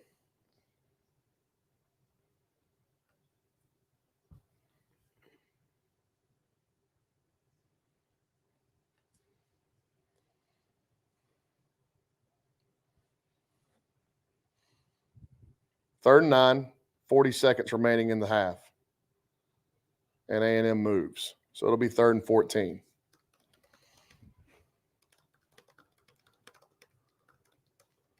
Calzada 8 of 13 for 121 yards and 2 touchdowns. Did have the interception early. Getting a false start on Jameer Johnson there. So A&M will take a timeout to avoid this 10-second runoff. Yep.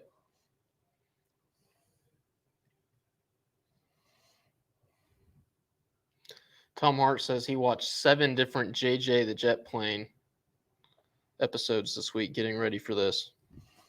That Tom did or Enigbare did? Tom. Oh. Nobody works like that Tommy Hart. Fun. They don't call him Fun Tom Hart for nothing. So we're at a commercial. What does the stat say with time left in the half? What do you mean? So what do you mean? What do you want to know? How much time's left in the half?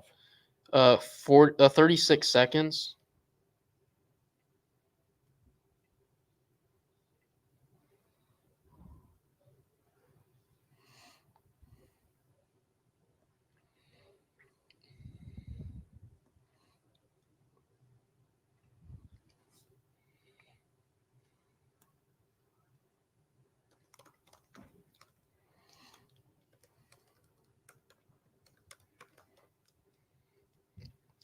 My family's seeing Billy Joel tonight. Congratulations, Zane family. That sounds like a good time. What is your favorite Billy Joel song? Uptown Girl. Strictly 80s Joel. Brauninger. Come on. We only play 80s Joel. We are Uptown Girl. California's I'm not going to. preeminent 80s Joel cover band. There may be some people in the chat that are adamant and very fervous. Your vocabulary's getting a bit Adamant, out of my realm. I'm too dumb to say big words. But there may be some people that are very passionate Billy Joel fans in the chat. I like Billy Joel. I actually saw him. Then I'll keep my opinions to myself. Okay. I have a similar opinion of Billy Joel that I have to Phil Collins. I'll leave it at that. I mean, Billy Joel's good, man. I saw him at the Madison Square Garden a few years ago. What is on the food menu at half tonight? Nobody's brought us anything. Whatever Dalton's bringing pizza in rolls. Here. Yeah, we had pizza rolls left over. Lukewarm pizza roll. No, not even lukewarm at this point. Cold pizza rolls. You know what I had for lunch? And it's giving me a little bit of gas, if we're being honest. I haven't farted in here, so don't roll your eyes yet. Freddie Freeman got a base hit. I had poke. And poke I like because you can eat a lot of it and it feels like you're being healthy. What's my favorite high school stadium? My favorite high school stadium to watch a game in is the Berry Center in Cyprus. Neil E. Wilson Jaguar Stadium. Is that Flower Mound? Yeah, it sucks. That's It's not good. Of the places Flower Mound played at, Coppell's got a good one. The new one they just built at McKinney's incredible. We didn't. So my senior year, we were in Allen's district. We were supposed to play at Allen that year. Well, that place like a college stadium. That was the year that their stadium was shut down. Yeah. So they pushed us over to Clark Stadium in Plano, and that place stinks. 3rd and 14 from the A&M 19. They hand to Spiller. Spiller gets it to the middle of the field, gains about 4. Tried to surprise them like they did last week in Columbia.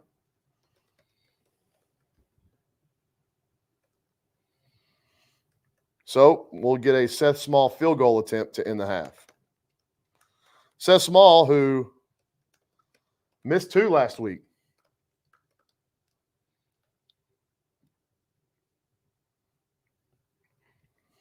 Need a Ryan bio, please. Don't make me Google it. Ryan who? Shotgun Willie says they need a Ryan bio. I don't know who Ryan is.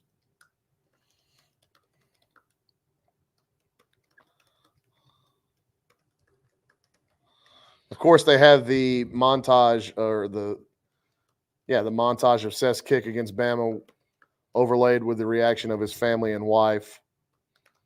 What a special moment, man. I like stuff like that. Justin Korn, you're in the stadium and you're in the chat and you can hear what we're saying. Do you have headphones in? You're listening to us? If so, tell everybody in your section that they need to be listening to us as well. Seth Small in, center cut. Kick is up, and it is good. That is the final play of the half. The Aggies score 31 points.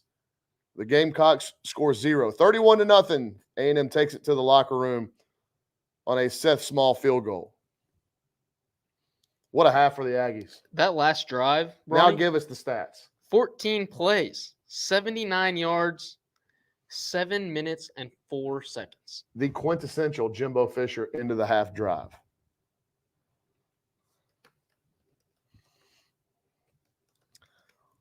So do we get Dalton to come in and talk to us at half? And the Aggies will get the ball to start the third quarter. Wow. That's quite the opening half, man. They got Cole right next to Jimbo, and it's like he's dwarfing the Aggies head coach, Richard. Cole's a big dude. Do you watch NFL Network? Not much, no. They have an anchor on there who's fantastic, really good at what he does. But he's a pretty small guy. He's smaller than you, probably. His last name's Siciliano. And they always put him in settings and situations to make him look way smaller than he is. Really? Like they put him next to the biggest left tackle to do this interview. You know, and the NFL Network's got a bunch of former players and coaches that are big dudes anyway. And it's like you have to sit down and have a real conversation with yourself whether somebody at NFL Network hates this guy or not because they keep putting him in these awkward situations. Dalton's being that guy. Come on, Dalton. Dalton, why don't you come in here and get on the mic? Speaking of baseball, drop a few hot bars. Speaking of baseball, I know someone in the chat earlier asked for us to talk about the Stros. David Nunez reporting that Brooks Raley, who's headed to the World Series with the Astros, is at Kyle Field tonight and was honored on the field just before halftime. How cool for that! And that is cool. Brooks is he lives in College Station. I did not know that. Yeah, he still lives in College Station. So I got to know Brooks whenever he was. It was right before he had gone to Korea, I believe, and started his career out there, which he had a fantastic he had a good career stint in the KBO. And got to know his wife, and they're awesome people. They've got 4 kids under 4, I think. They've got a daughter who I believe is 4. Yep, Dalton's using my line. What did he say? He said buy a television. What does that mean? I don't get that. And somebody has a lot of kids. They need a different way. It's like it's essentially saying find a different. You're way procreating to too often. Yourself. Yeah. The chat would love to see Dalton. I came here to see Dalton. That's what the ladies say.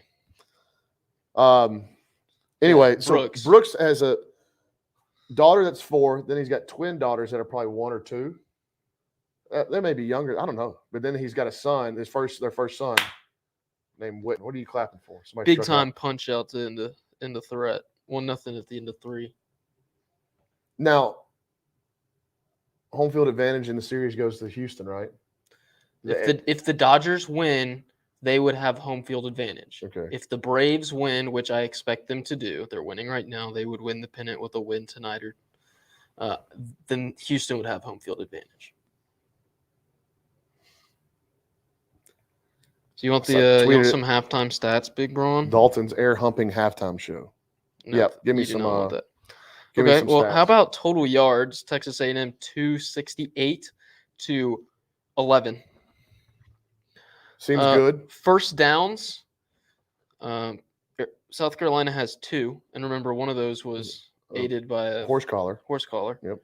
And Texas A&M has 16, but Texas A&M's also scored 4 touchdowns.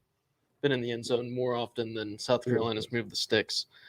Average yards per play, A&M 6.7 to South Carolina's half of a yard. They have half a yard? Half a yard. Rushing yards, this is the big one, 147 to -10. A&M's defense. Hold on, say it again. 147 to -10. Wow. And that does include sacks.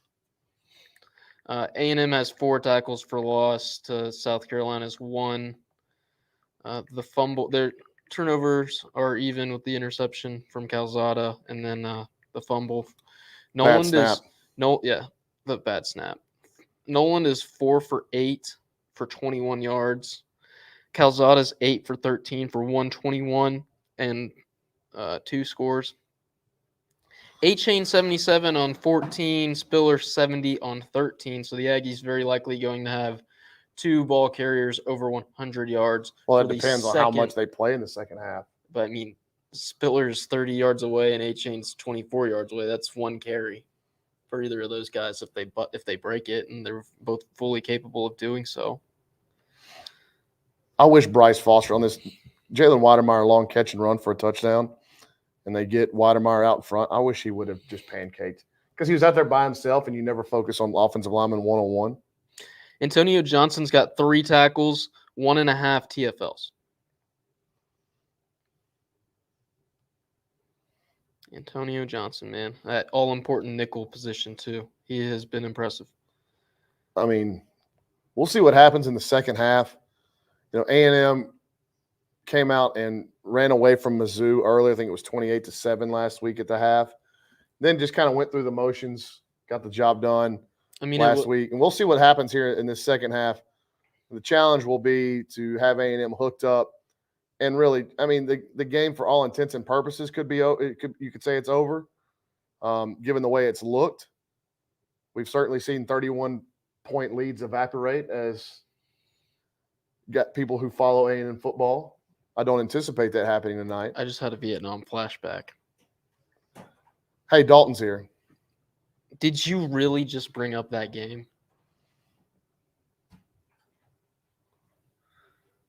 I mean, it did happen. It was on the road, and it was under a different head coach. I was there. You were there, I was too, there right? too. Yep.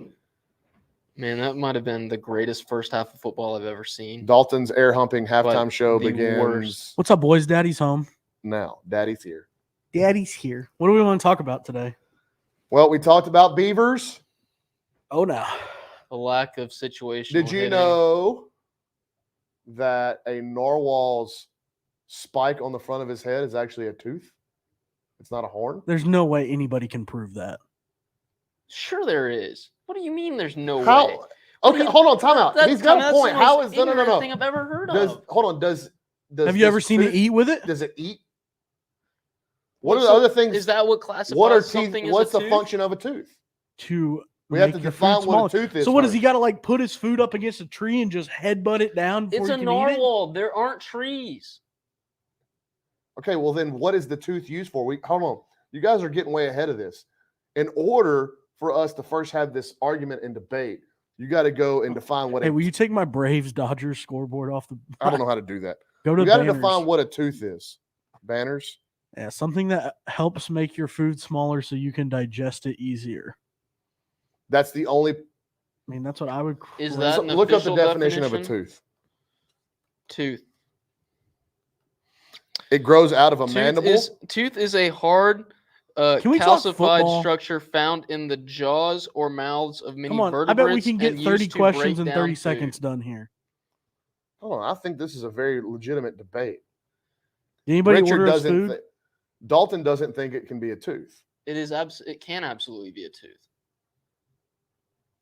Does it? So it is. It's based on location and the what it's made out of. How do narwhals eat? They have to have a mouth. They do have a mouth. They got a gullet. Hey, chat. One of these days when Richard does his man on the street deal, we're gonna get somebody to kiss him on the mouth. Anyway, is What if there we a get- video? Wait, of hey, Richard, did you ever go find Coach Urban Meyer? at the Everybody bars? clap! Everybody clap for Trey Turner. He just worked a 1-out walk. Nobody cares. A rhino care. tusk is fingernail material. A tooth is made from enamel, but none of this defines what a tooth actually is. None of these just people in defined chat it are for you, asking me bro. questions. Bama fans can't use their one tooth to chew, but it's still. Roll Alligators Tide. are so Oh, no. horny because they got all those teeth and no toothbrush. I don't think narwhals can do math. Richard was doing math in the first half. We don't want to talk about football. Footballs. 31-0 will do that to you. Yep.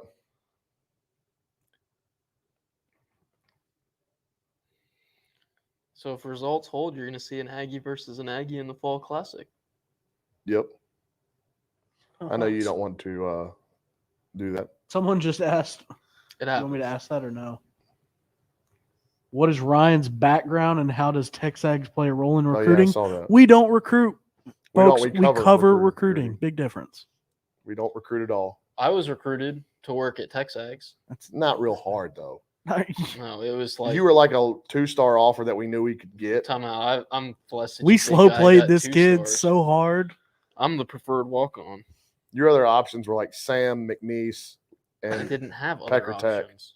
Wait, Whoa! is Dermdock checking in tonight? Yeah, oh, I'm from Beaumont. That's what they called Lamar. you're from Beaumont. You're I'm Ed claiming Beaumont Collins. now? Were you born in Beaumont or were you born in in Nederland. There used to be a hospital in Nederland. There's no longer. I mean, they've rebuilt it. We can smell the refinery on you anytime you walk in. That's how I know that I'm home. All these I people said they drive wanted and, me, and nobody's got questions for me. What do you want to know? Don't ask Brawny stupid Dalton, questions. how many Ask hours me did you nap questions. this afternoon? You really It's want a to know? protruding canine tooth. I napped like 3.5. I'm 3.5 hours? I'm Yeah. going to go home later, and I'm looking up how a Norwal eats and how that thing's a tooth. You have a computer on your lap. Shut up! I'll do it when I want to. Halftime. Benjamin What's the Watson. biggest recruiting impropriety Ryan knows of? Yeah, That's we're what going we're down gonna that talk road. about. That one's not going to get answered. Freddie It had to be Freeman that just time that saved we gave around. Zane hot dogs to come work at TexAgs. Hot dogs. Hebrew National hot dogs. Dari just said the SEC formally allowed OU to revoke their SEC application. Texas is expected to do the same. Atta boy, Will Smith. You're so good at baseball. Richard, have you written your story at all yet? Yeah. I'm Would you about rather have halfway one through. tooth in your mouth or a normal tooth and one tooth on your forehead? Like normal teeth and then have one tooth on your forehead. be sick. Yeah. What if you Like- had an like eye? here. Because I'm not worried about losing it, right? Like my real teeth, it's not like I can use it to open a beer. I just take that one tooth and Yeah, use well, it yeah, as a like a bottle bottle opener. opener? That'd be Do sick. you do that? No, like if you had it Do in the middle of your do you forehead. use your teeth to open beers? No, but I could if I wasn't worried about losing them. Real Talk's wanting us to talk about football. We already did. We already talked gave about you the football. Stats. We already gave you a lot. I mean, Hey, what's your key I don't stat want so your far? life. What's your it's key stat 31 so to far? nothing. What, Richard? What's the key stat? What's your key stat? My key stat right now is points. Yes. No, thanks. You do third down. What? Why do first downs? Texas A&M scored more touchdowns. We than don't have a South space Carolina. for me on camera. That would be 3 dudes in a very small place. 3 dudes. And I don't want to run a microphone. One stream. 3 dudes. Let's- 3 dudes, one Let me say stream. what this really is. I'm too lazy to run a microphone, so I'm just No, going to sit at you're the not. desk. Dalton is not lazy. He I am today. He I just do that. doesn't work hard for your content. I'm no, doing, he works too hard for my content. You and him both. I'm do. doing the league minimum today. Okay. Well, I have offered many times to dumb down this live stream setup to make it easier to where Dalton and Richard don't have to do so much. But they Hey, by the wanted way, to look a certain tell me way. when the halftime thing starts so I can go hit record and get out of here. What? Oh, when the halftime's over. Oh, when they're back? Yeah. Well, I think they're going in their final. Shout out TV to Tom or Hart, commercial Cole break. Kubelik, and Jordan Rogers. They're doing a great job tonight. Bronny, if you quote listening to both Varsity of y'all. Blues more, you'll owe OB money. I don't know. OB. A 10. Jack. A 10. A 10. Fire that thing in there. Jonathan Moxon's just one man. He is. Did Ryan you play ball at swinging A&M? at? No, I played college baseball at Hill College and then finished. I played 1 year at Hill College, and I played 3 years at McNeese State. Go Pokes. I played a little showcase tournament at Hill College once. Hill College, that stadium is small enough that even you could get a ball out of there. Dude, no. Not true. My first fall there, I hit 19 home runs. You got to understand fall. You were juicing. You got to understand fall junior college baseball rosters are typically between 40 and 60 guys. There were some guys that were on my team in the fall at Hill that the head coach had never seen play. He took a phone call from somebody he knew. Said, I hey, got a you kid could for use you. this guy. And he's like, sign him up. We ran one time until 2 kids quit. Just trying to get under Just that try- roster limit. Yep. That's fun. My first fall I hit, was it 19 or 17? It was a long time ago. I had a bunch I'm of going to home go runs. with 17. Wait. Forrest Jenkins is bringing the content that we need. You guys remember that time on the board said his wife thought Richard was hot? Yeah, I That do. was weird. And I got yeah. lots of questions about that. So if you was know that weird. guy, I want to get him on this show. What was the thing? Hold on, but I thought it was his wife. I thought it was his nieces. No, that's a guy happened that too. listens to the show. That's a There was Hank.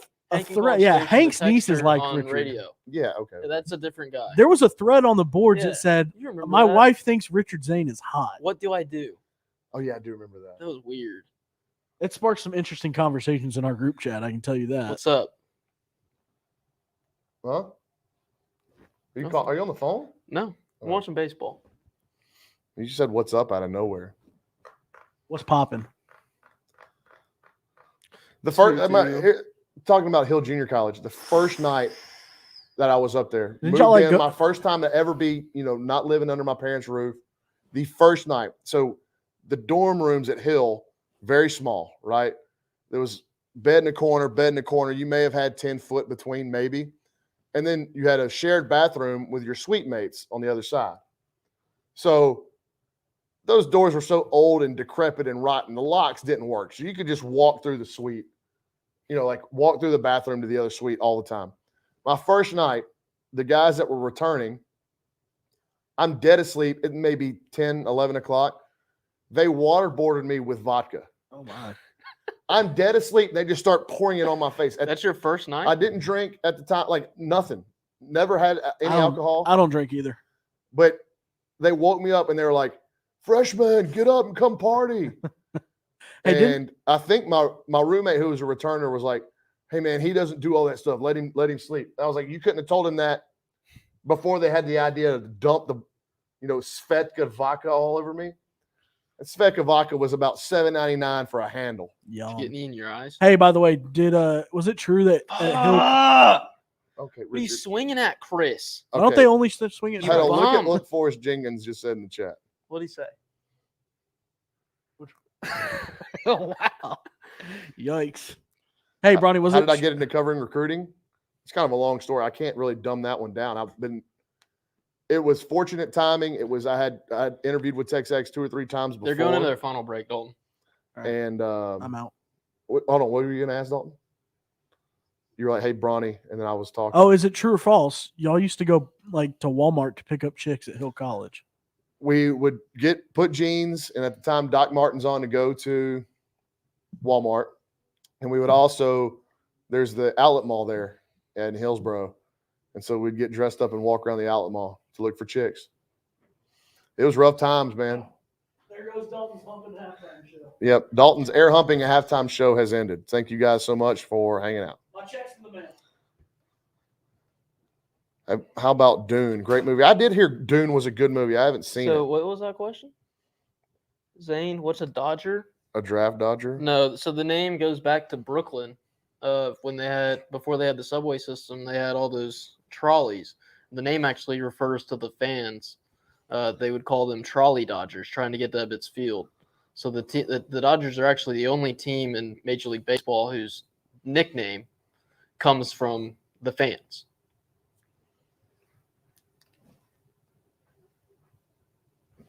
I lost you. I'm sure that was very interesting. You're welcome. Maybe Nathan Harvey will appreciate that response, but I started falling asleep when you started talking about Ebbets Field. I don't doubt that story is accurate, though. It is. You need a haircut. I do need a haircut.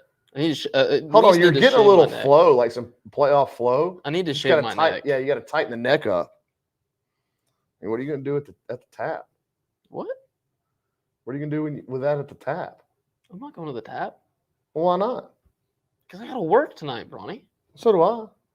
I work longer than you. Wow. At least on game nights. Wow. I also don't have to put in the miles to Southeast Texas. Where were you at? Smithson Valley or was it San Antonio? Yeah, Spring Branch. Yeah, I don't have to put in those miles. Richard doesn't want to go to the tap, y'all. He's a fun sucker. If you want to find Dalton after games, you can go to the very corner of the bar at the tap. He'll be standing on top of his head, and they have this funnel that Oh, yes, sir, Cody Bellinger. Opposite field, beat the shift. Trey Turner's too fast for anybody to catch. It's a tie game. 1-1, Braves and Dodgers. Yeah, Forrest wants to know what happened the night before. I was wondering that too. So I apologize to everybody who was looking for the night before. You can blame Jamie Maury She decided. Time out. No, she decided no, to no. go see That's the not what I Jonas heard. Brothers instead of film my thing, which I'm always appreciative of Jamie Maury helping me shoot those things and make us look good. But she decided she wanted to go see Kevin, Nick, and Joe last night in Dallas, and I could not secure an intern to film in her position. I heard you waited too late. That's not true. I started texting people on Monday. You couldn't find anybody? I could not find anybody. Full-time employee. Somebody could have gone and done it for you. Really, you just need somebody to stand next to the camera. Clay and Andrew were out of town. They were in New married and had Mexico kids. shooting stuff. Casey was DJing the fight night thing last night. Oh, yeah. I'm not going to ask Donnie to go to Northgate with me. That sounds like a recipe for disaster. Actually, that sounds like great content. Sounds like I'm going to, die. But yeah. Looks like some folks are still at the concession stand. We're trying to do a night before, a Halloween edition of Night Before next week. South Carolina getting ready to kick us off in the second half. First time A&M's return team has been on the field. Ball goes through the back of the end zone for a touchback. The way this thing's going, it might be the only time.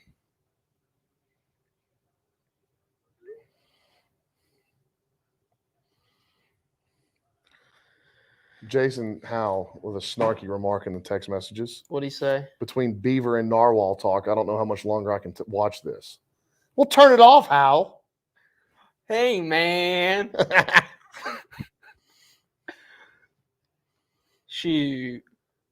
Jason, I want you to tell me more about the 1994 Arkansas Razorbacks basketball team. Hogball. How they won the national championship in Charlotte, North Carolina. First play of the second half, swing pass to Spiller. Oh, he didn't see that guy, and he almost got stripped, but gets 11. First down. Play for a first down. Man, he's special. He is special. That's a ridiculous stat, man. That's a good Howell impression. Was it? That's what Josh Dower said. Richard and Dalton. Oh, that looks like A&M false started a little bit. You should hear my Braunie. It sounds really Australian. It does. According to one David Nunes. Pop up on the infield, ends the Dodger fourth, but it's a tie ball game. It's the only game I really care about right now. There's a TexAgs film work guy. Yep, getting some shots of the crowd. A little Brian Jones sighting. 2nd and 9, Calzada, Watermeyer, carrying a man, carrying two men. Carrying 3. That's gonna. I mean, can you jump on the pile like that, like Enigbari did? The pile anymore. Whatever. And he's getting like a warning because I guess it's 31-0. They don't want to throw flags anymore. Well, these are college kids. Why we have a warning? Watermeyer showing good strength. What is that? The line judge all the way back there? Come in. What is he doing? Talks. It looked like Watermeyer acted like he needed a break. He's still in the game.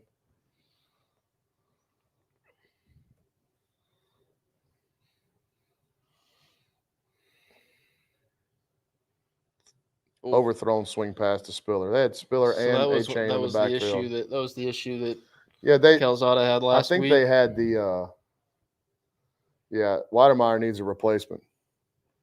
He's coming out of the game. Looks like he's okay, but something's bothering him. A little gassed, I'm sure, after carrying that many men. It's a lot of weight. He's getting I don't think he trainer doesn't looking need to at play him again tonight. So 3 receivers set. Max Wright in the game at tight end. Isaiah Spiller. Aggies across the 50. RPO. Throw it wide open. Jaylen Preston. Oh, he was one of the guys we got to talk to on Monday in the press conference. He's awesome. Talked all about – he's extremely well-spoken, gave great answers. Good read by Zach. And he was talking about how it's such a blessing to stick around and find the success he's had. Yep. And I'm obviously such a huge Jaylen Preston fan after all he's been through. And he was talking about how the next thing he wants to accomplish is to get into the end zone at Kyle Field because he's never done it yet. He did. He did? His first catch of his career was a touchdown catch. He wants to do it again. And the Spiller, he gets about 4. Right there. Really good read by Zach. It was an RPO that he pumped the slant, and then Jaylen ran right by the second-level defender and made the grab. Then you had a 3 or 4 yard run by Spiller, 4 yard run by Spiller Aggies inside the South Carolina red zone again.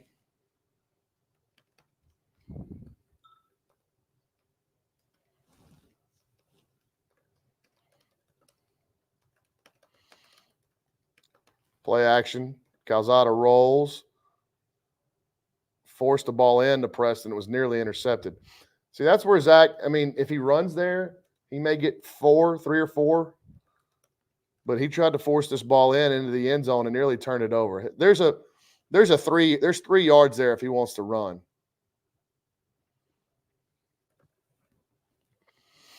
So A&M facing a 3rd and 6. Yeah. The ball should probably have been an interception. Still have not seen Weidemeyer. Max Wright remains in the game at tight end. Calzada scrambling. He'll throw it back over here and throws it incomplete. So the Aggies will have to settle for a field goal attempt on their opening drive of the second half.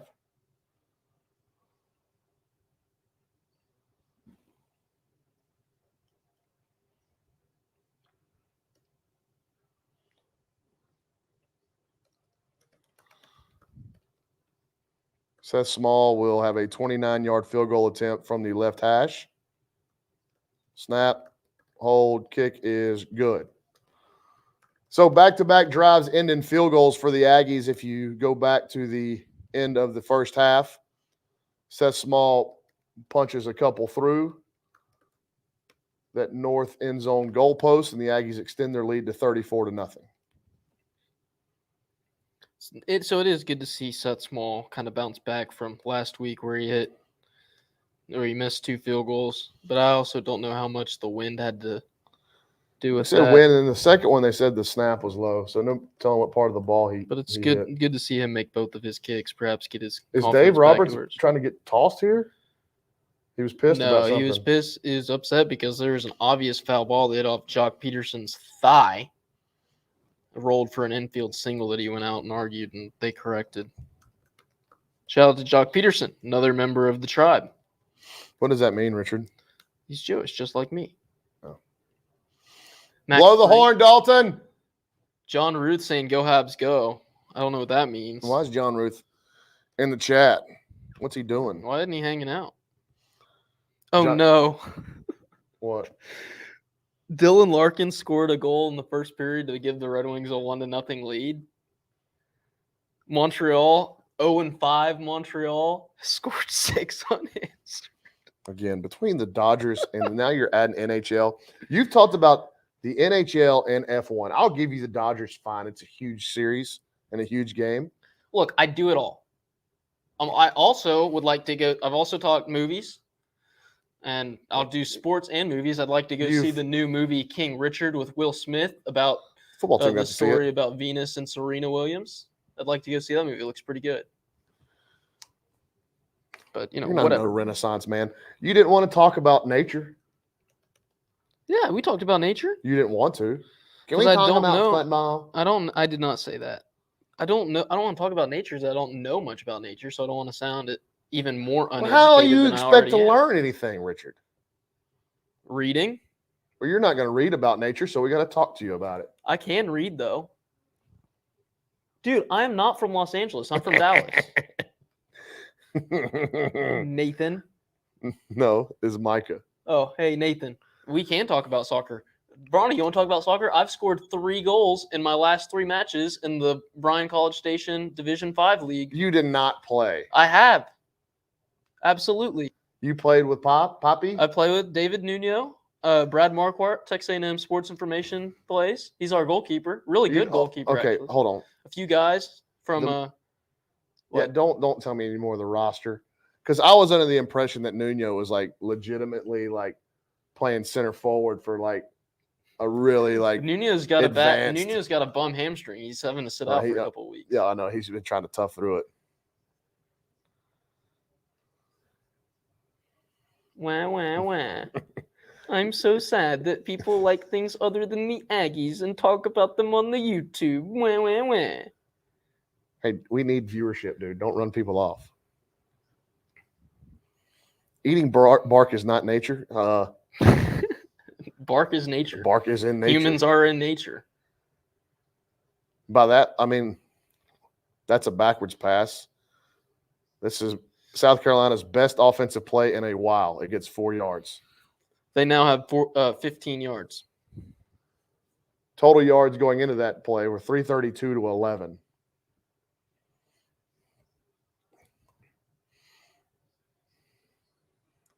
Zeb Nolan's still in the game. I don't know what they're going to do about. I think their backup's a true freshman. Zeb Nolan, 5 of 9 for 25 yards. There's 11 minutes and 30 seconds remaining in the third quarter. 2nd and 6, South Carolina. Juggles the snap. Like DeMarvin Leal is held. That's going to be grounding. I guess they've got his running back in the area. Yeah. The core wants a flag. They may have been trying to set up a screen, but DeMarvin Leal just dominates his man and gets held. And Jayden Peavy was all over the guy anyways. It wasn't going to be a very good screen pass. Peavy read that. Looks like Dalton Hughes playing NCAA. Wow. What? Dalton reads the play really well. I'm saying I thought you were saying the offensive play call. Mind. No, I was talking about the defense. Cover up those screen passes. You know, the game like tries to take those dunk passes for like, that's a good play if you can get it. And Dalton always covers it up real nice. Real nice. Real nice. Dalton, you covered up real. Oh, boy. False start. Another popped up snap. I guess they're going to get bailed out by a false start call, and they will. 2-out walk. Don't like that. The center slow motion snapped that. Been a rough night. Time out. They're talking about Cole Wetzel. Who? Co Wetzel, not Cole. Co. I said Co. You said Cole. He played football at Tarleton? Yeah. I didn't know that. Yeah. Thank you, Tom Hart. I'm learning. And I didn't have to read. I know everything there is to know about music and sports and arts and entertainment and movies. I never said that. Aggie's coming on a blitz. Tyree Johnson sack. Oh. Tyree Johnson bends and turns the corner. And the A&M defense continues to dominate this football game. That's South Carolina's 4th 3-and-out, man. This left tackle can't come close to blocking Tyree Johnson. Man, the stat comparison right now looks like the first half of that Kansas-Oklahoma game.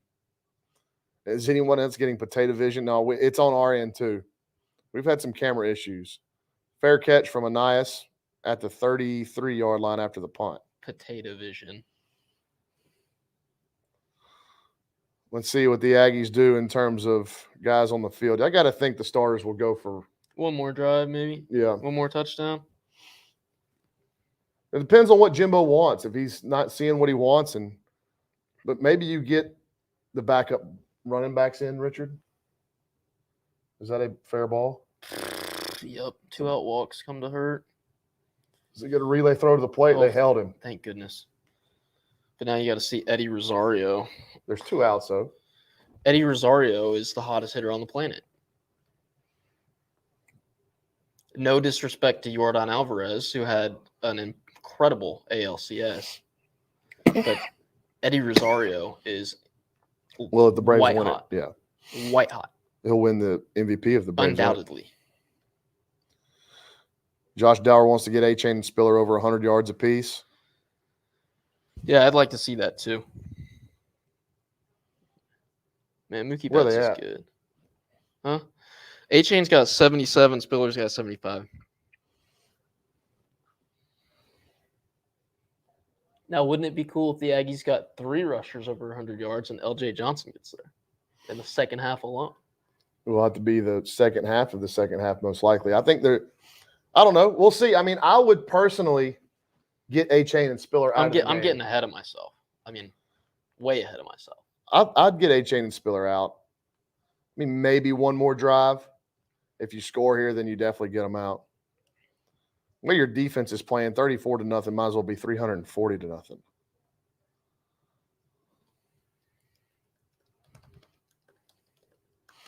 And look, they're going to have to get Blake Bose some snaps. Yeah. It doesn't look like Haynes King's going to come back at any point this season. I mean, it would be a pleasant surprise for the A&M staff, I believe.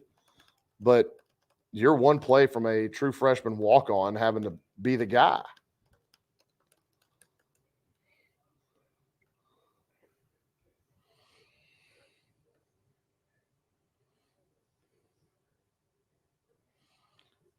I mean, we've got 10 minutes to go in the third quarter, Zaner.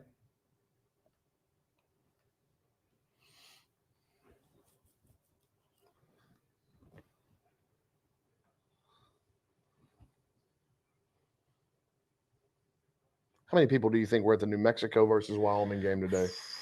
10, 12, dozens of them, maybe.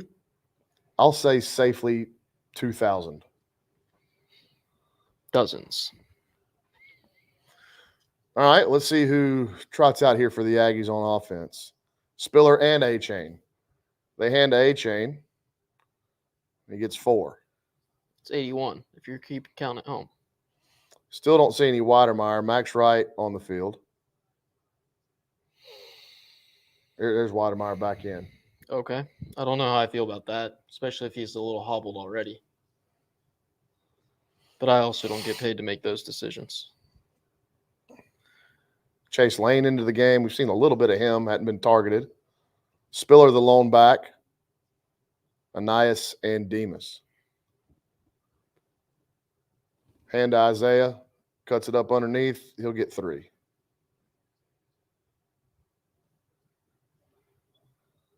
And look how many white jerseys.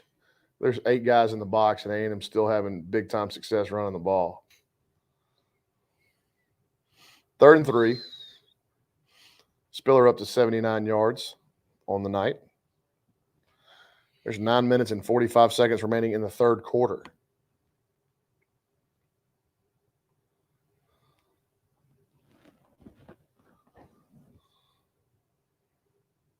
Deep drop from Zach.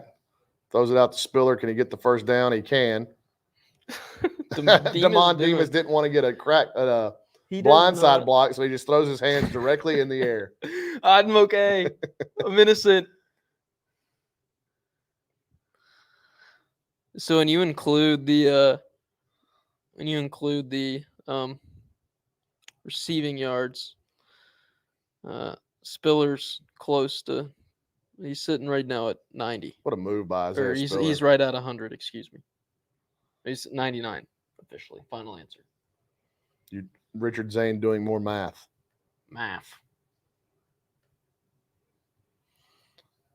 Play action.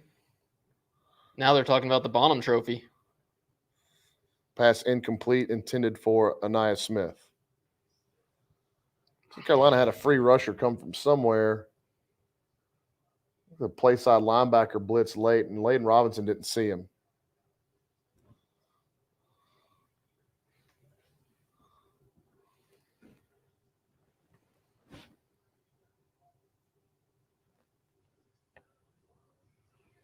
Hey, did you know that James Bonham was expelled from South Carolina College? No, I mean, I'm sure they just said that, right? Hand to Isaiah. Eddie Rosario just hit a 3-run home run. Pops through. Did he really? Yep. That guy is, I mean, white hot. The hottest hitter on the planet. Have fun with that. What a great cut. Weidermeyer wins his space.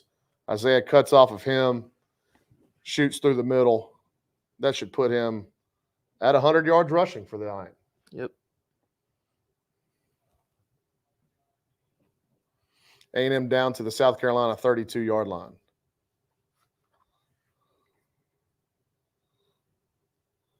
Hand to Isaiah again. Jump cut.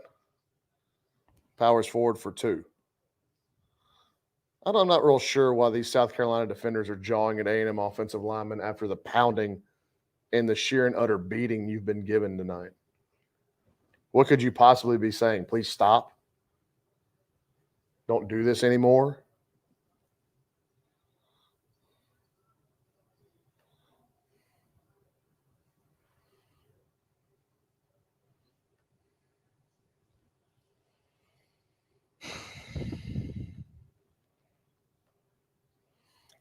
Calzada to pass on 2nd and 8. That's a deep drop. He's at his 40 dancing. Of course, Tom Throws Hart it- just has to throws it drop away. in that Eddie Rosario hit a 3-run home run. Braves fan Tommy Hart. Kick me while I'm down, Tom. South Carolina rushed 2 there. Yeah, he had Damon Demas in the corner for a touchdown there. The ball's thrown on time. That's a touchdown to Demas. Or if it's thrown at all, throw it now. It's a touchdown. I was looking at this replay over here.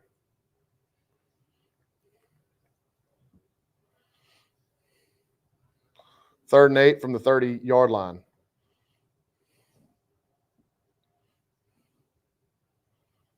Pocket breaks down. Calzada going to throw that away. They got a holding call. It's a really good catch by Chase Lane if it was us on the ground. Going to have a holding call that they may accept to move them out of field goal range. Calzada just all over the barn here.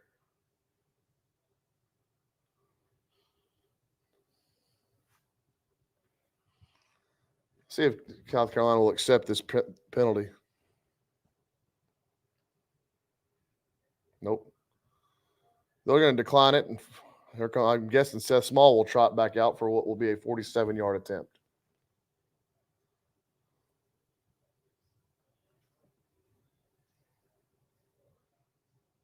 Jimbo all over Caleb Chapman. All over him. That didn't look like a pleasant conversation, Richard. On Chap? Yeah, it looks like maybe a conversation you and your father may have had at the time or two. I don't think me and my dad have ever gotten to real screaming, yelling matches before. That ball looks like Is it it was blocked? partially blocked. So South Carolina gets a little bit of momentum there. Let's still see. Not like that thing had to be blocked.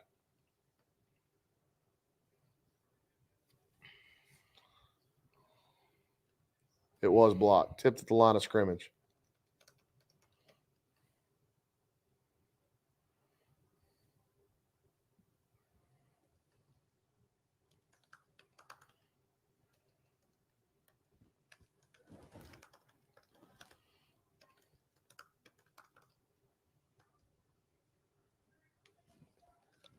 Hal's still chirping on text, so he's still watching. What's he saying now? He said, all over the barn? Yeah, man, all over the barn.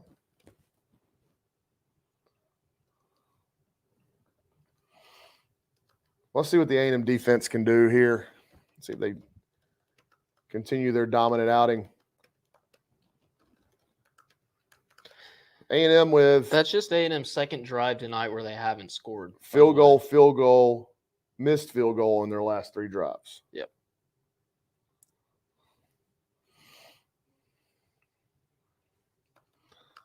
You wonder on that last play with the way Jimbo got after Calzada coming off. Jimbo got after Chapman coming off. You got to wonder if the play call was right and he had a guy, or he had the right play call and then one of his guys didn't execute.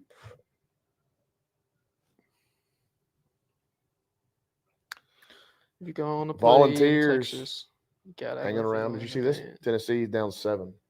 Okay.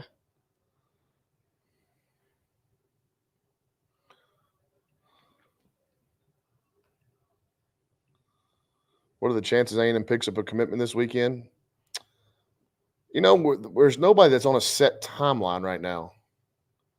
It could happen. Somebody could pop, but there's nobody that's given us a, hey, we want to commit by this date or anything like that.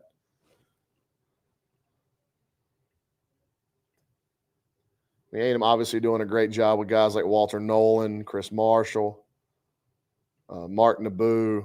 All these guys are names that I think A&M's trending the right direction with. They certainly haven't fallen out of favor with anybody either. I left Shamar Stewart out of that list. He's on an official visit this weekend. $1,000 of my own money. Are we getting Nolan? I mean, I can speculate because I'm not betting $1,000 of my own money. Recruiting is so fickle, though. Like, it can change in an instant, in a week, in a weekend, in a night. But if signing day were next Wednesday, I think A&M would be the pick. Wow.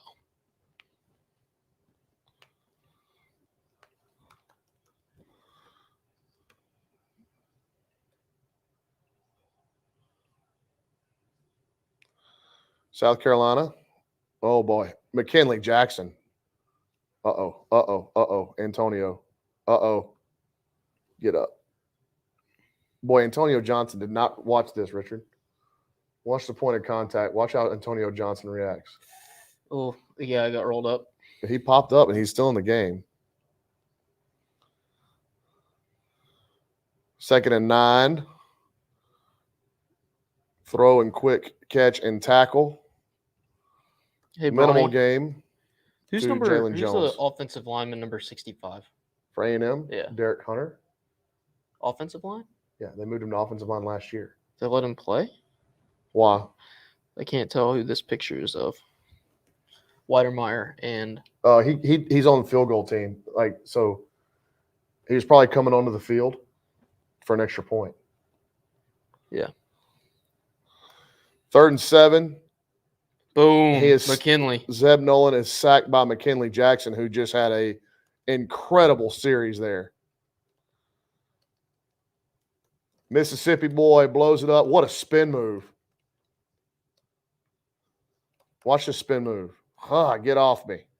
Spun him right back to where the quarterback was having to step up. Edge pressure by DeMarvin Leal and Michael Clemens. Zeb Nolan steps up right into the waiting arms of McKinley Jackson.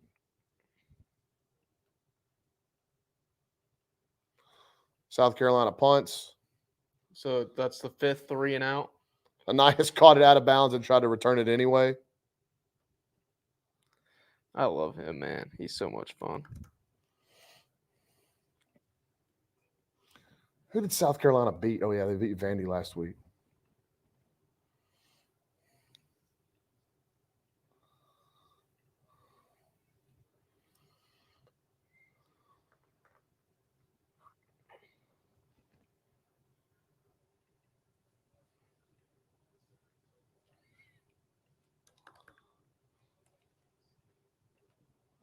He said Kinley flashed a wrecking crew sign. I didn't see that. It'd be cool if he knows what it is. A-Chain back in the game. He's over 100. There you go. He had to slow up just a little bit, or that would have gone to the house. About a 20-yard run for Devon A-Chain will get him A&M out to midfield. 23-yard run, I believe.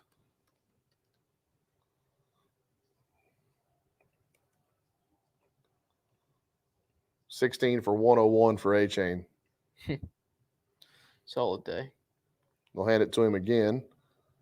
Stiff arms a guy and gets to the edge and gets 9.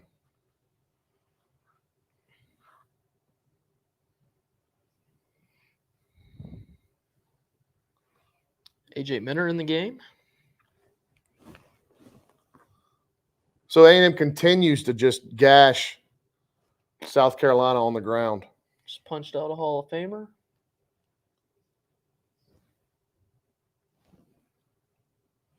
I had to look to see who it was because what do you think about some of these Dodgers? It's Albert Pujols. Well, he is a Hall of Famer. Oh, good catch on the snap by Calzada. A-Chain gets 3 or 4 more. On this roster, there are 3. Kershaw, Scherzer, and Pujols. There Well, are some you that did could tell me play that their Corey way Seager into- was the best shortstop in baseball. I think he is. He's probably going to be the highest paid free agent. Well, there's a shortstop that's going to be in the World Series that may have something to say about that. Dansby Swanson, I agree. Funny. Dansby's not a Well- free agent at well the year played. end. Better defensively than Carlos. Not good. Not better than offensively, though. Not by a long shot. A-Chain again, Baylor Cup in the game. A-Chain squirts forward for about 5. It's good to see Baylor in the game, man. Haynes King sighting in the background. He is off of his scooter. Yeah, he was walking around in a boot pregame, from what I saw, but he's got his crutches with him right now. Did you ever have to be on crutches, Bronny? Did you ever mess up a leg? Yeah, someday? I've had some ankle issues. Pulled a hamstring my junior year at McNeese. That was pretty bad. That was on a hamstring. I was on crutches for a couple of days. 2nd and 6 of the 35. Let's see if A&M will even throw the ball again. A-Chain, huge hole. You don't need to when you got 20. that guy. Touchdown. What's his name? The Mo City Vaughn. Mo City Vaughn. 35-yard touchdown run, Devon A-Chain, and that should do it for the Aggie starters. He just doesn't look like he's running very hard. No, he just gliding. Tom Hart wondering if anybody touched him. What do we think, chat? Backup's going to get 18 minutes of football. Well, I guess after South Carolina's got to go on offense, but the backup should get a full quarter here. He's so smooth. He's just gliding. Did they Look at this hole. Did they run to A-Chain on every single play there? Max Wright, Bryce Foster, a couple of Katie Taylor Mustangs, and then A-Chain runs by A-Chain, yes. A-Chain runs by an unblocked linebacker. Look at him. He's just cruising. I'm the best player on the field right now.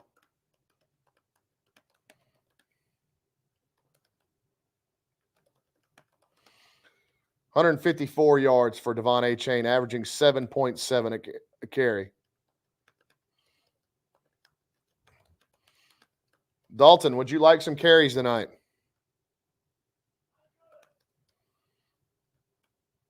You don't even want to carry a cold beer?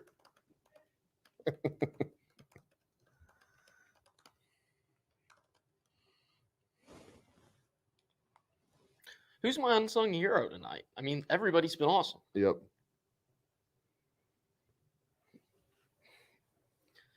Buffs moving fast. Did Buffs. you make that? Did you change that banner or is that Dalton? Oh, that's Dalton. Dalton. Buffs moving fast. Buffs moving fast.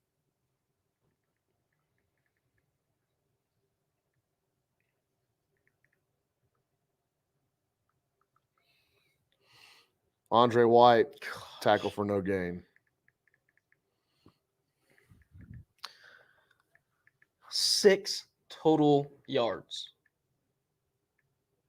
Brawny. 6. That's how many the Gamecocks have? Yes. That's less distance than from me to that table.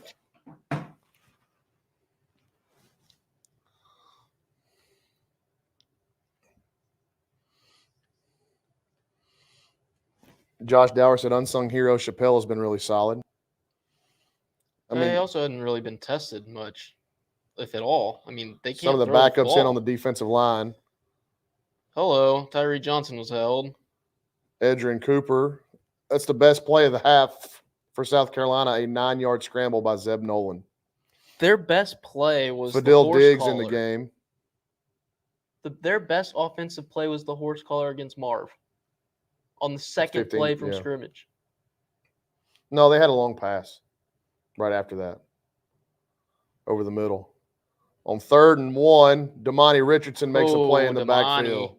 He's been good tonight. How about that? Damani played. I think this has been Damani's best game of the year. I don't know that if I can name anybody as an unsung hero because everybody's been awesome. And they've all found their way onto the stat sheet in some respect. Trying to think. South Carolina going to go for it on 4th and 3. Snap. Quick throw. Caught. Tackled short of the line to gain. Whoa. Why are we trying to throw? No, you're begging. That wasn't that egregious. Tyree Johnson's hurt on the play. Don't they have the rule against? Yeah, but that wasn't he move? didn't slam him. He didn't get him off the ground. Yeah, he did. I didn't think that was over the top. Tyree Johnson is down. They have a legitimate gripe. Okay, they at least rolled him over. Anytime a guy goes down, face down, and he doesn't, Jayden Peavy's on the field. We haven't seen much of him tonight. Hey, what about unsung hero? I'm thinking about guys that played a little bit, but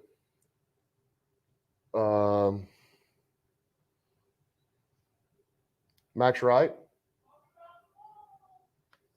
Tyree Johnson getting up. He's not putting any weight on that right ankle. Touchdown There he is. Tennessee, Very 31-24. little. Vols up on Bama in Tuscaloosa. Now he's putting no weight. Uh-oh. Don't like that at all. Well, you got a bye week, so hopefully it's not too bad. He's had 2 sacks tonight. He's been very impressive. Howells has a vote for Jalen Preston as unsung hero. My girlfriend keeps texting me. I have no idea what she's talking about, which is usual. She's watching the stream, but I don't know what she's referring to.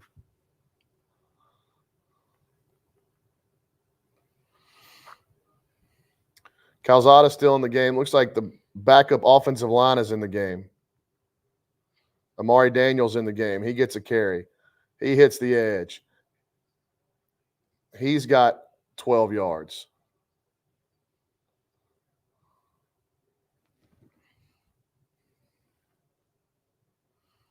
A&M going to have some gaudy numbers on the ground. See, Blake Traynor, Matthew Wyckoff, Baylor Cupp, Trey Zune, Derek Hunter. Looks like Akinola at right guard. Amari Daniels again to the outside. Ooh. Stays in bounds. He gets 8.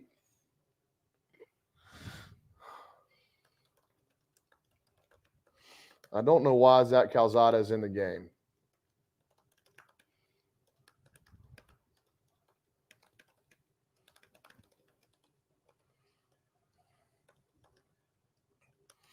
$14 seconds left to go in the third quarter. Let's see if the Aggies even snap it again.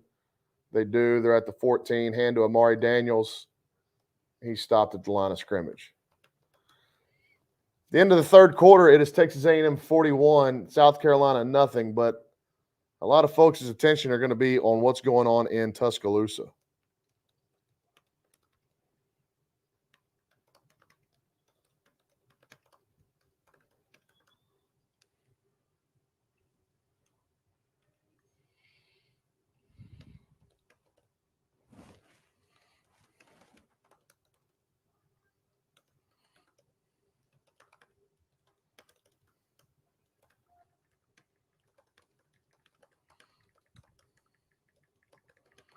Can we get a Bama update? I guess I could put it on my phone and 31-24 Alabama. Alabama's up or losing? Up.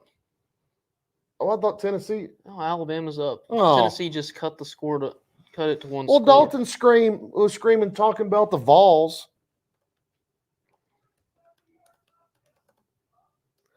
Can you say that insult a little louder? Do I need to blow the horn? No, it didn't sound like anything like that. Okay. I was going to pull it up on my phone and know. just put it on mute. Is that the end of the quarter? Yes.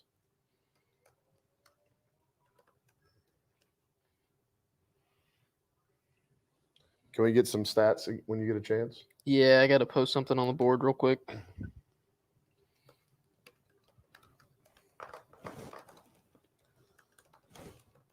What's post-game plans, chat? Heading to bed? Heading out? I got a pair of baseball games to coach in Bryan tomorrow. Fall games, though, so they're more like controlled scrimmages. Is that what they Have are? you turned the Dodgers off? I did. Why? My phone's about to die. Oh. We don't have a charger in here. That's okay. I'll put the Dodgers on my phone. Don't worry about it, man. They're gonna lose tonight, and that's okay. Turn the volume down. They played really well this season. 106 games, and sometimes you just come up short. This Braves team, man, is playing some really good baseball. Well, whoever just came in hit a first pitch rocket right at Chris Taylor. So in the past month and a half, they've lost Kershaw, Muncy, Kelly, Turner. That's a rough stretch. Yeah, I think the injury This to is Turner, after- the injury to Turner really screwed them in terms of what they wanted to do defensively as well. And the biggest injury, and of course I'm a Kershaw fan, but the biggest injury is Kershaw, just because he eats innings. And I know that he hasn't had the best postseason track record, but for a team that is just absolutely starved for starting pitching at this point, that's 5 or 6 innings each night that you can rest your bullpen. But you know what happens? Believe me, I hear you about starting pitching. Well, you had said on Wednesday when you were here that The you Astros needed two quality starts. I said at least one to win the series. They and got one. They got 2 incredible They ones. technically did not get 2 quality starts, but Fromber and Luis Garcia by the baseball fantastic. definition of what a quality start is. Yeah, they were fantastic, man. Yep. You didn't have to have Garcia go that deep into that game. You didn't need Garcia to take a no hitter into the 6th. Is that what you're saying? Calzada still in the game on 3rd and 3. Flare to Amari Daniels through his hands. That was the first play of second half. The fourth quarter. All right, so A&M will kick another field goal or attempt another field goal.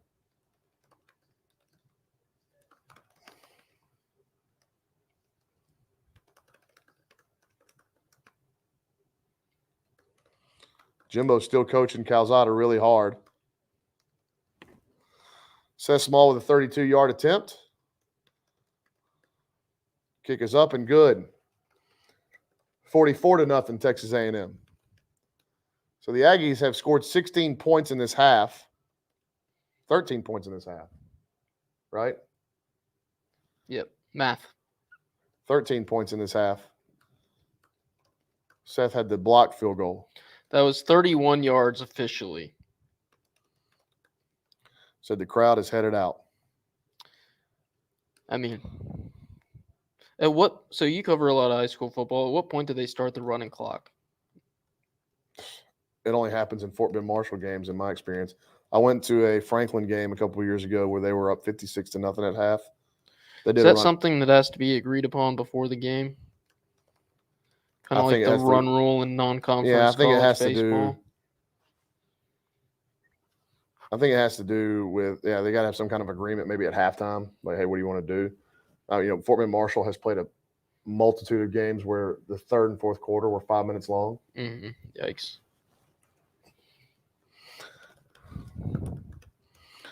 Has A&M punted yet? Asked Josh Swart. I don't recall one. Huh? Has A&M punted? No, they haven't. The only 2 drives that they have not scored points tonight was the interception and then the missed field goal. Seriously, man, you don't have to keep that on for me. I appreciate that, though. I'm going to try and write this thing up and hopefully get in bed before midnight. So you got baseball games tomorrow. Where at? Bomber, Brian. Oh, that's not bad. Touchdown, Bama. That should probably do it then, huh?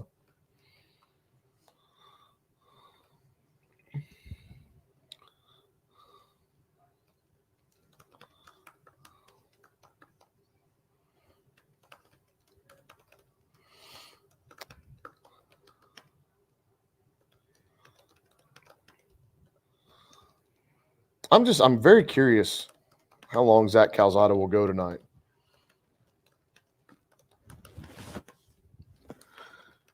I would like to see Blake Bose get in and at least get a chance to run the offense where it's not handoff, punt.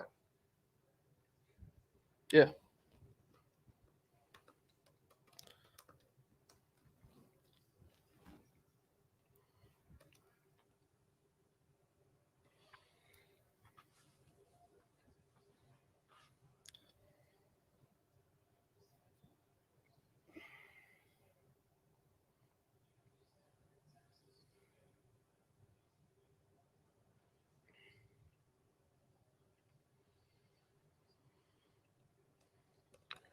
Nathan says, let Anias play QB. Why would you do that whenever you have a backup that needs to play?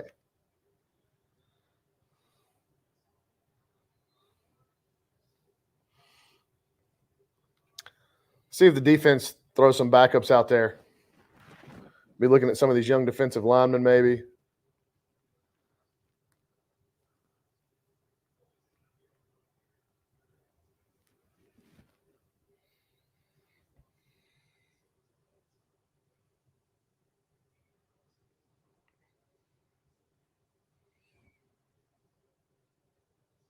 No, Dalton, you cannot make that reference. That was me. I texted that Oh. to him. I was talking about in the story, not on here. Fadil Diggs in the game. Oh my goodness! RPO, first down. That's their South first Carolina. first down of the second half. Deuce Harmon, Adarius Jones, Antonio Doyle.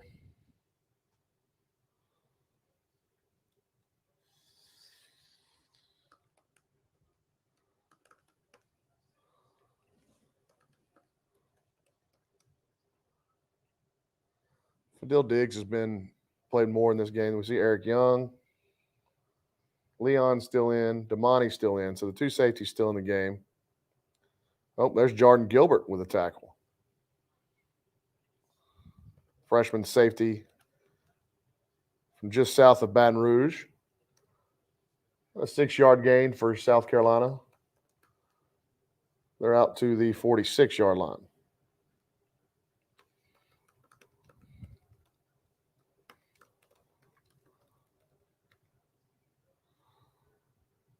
South Carolina ripping off bigger runs now.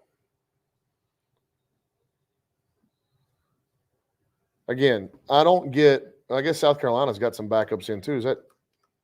I can't tell. They haven't thrown to their receivers enough tonight for me to know anything. But what are you flexing for on the sideline when it's 44-0? You've gotten your teeth absolutely kicked in. Bad snap. Their backup quarterback is in. Yeah, he's the one who's been running it, hasn't he? Or no? Oh, White or Brown? Who's the Brown's the quarterback. Oh, sorry, I've been writing. Sorry, I'm not paying attention very well. It's 44-0. I'm sure the defense will want to keep this shutout, though, huh? I mean, yeah, even with the backups in. I would hope so too. Wasn't it the last year South Carolina game A&M had a shutout late? Yes, that was a one-handed catch on the snap again. South Carolina going deep over everybody. True freshman Jordan Gilbert and Deuce Harmon on the coverage, bracketed the receiver.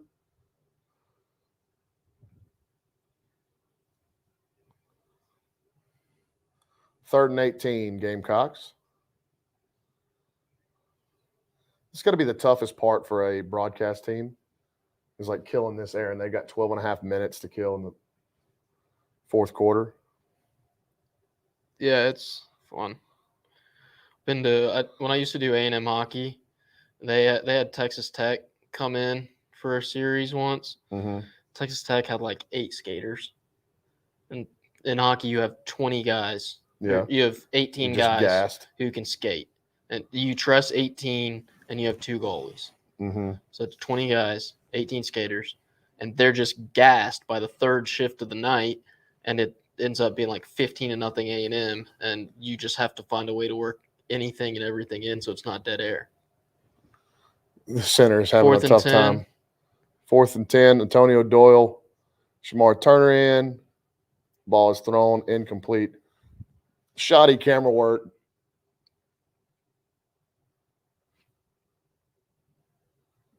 There's a flag on the play.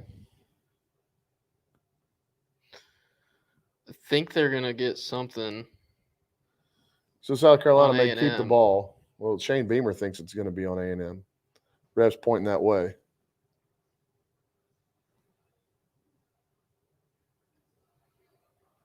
Be roughing. 2 both on the defense. Yep. Shamar Turner roughing the passer.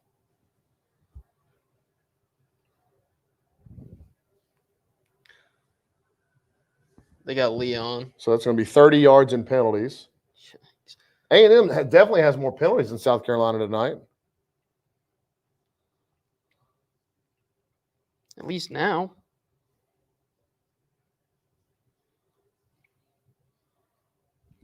That's a 30-yard penalty on 4th and 10. 40 yards worth of penalties, 2 penalties. Wasn't there that comparison? It's weird. Oh, here it is. 1st and goal for South Carolina. First time they've been in the A&M red zone all day. Touchdown. 9-yard touchdown run by South Carolina.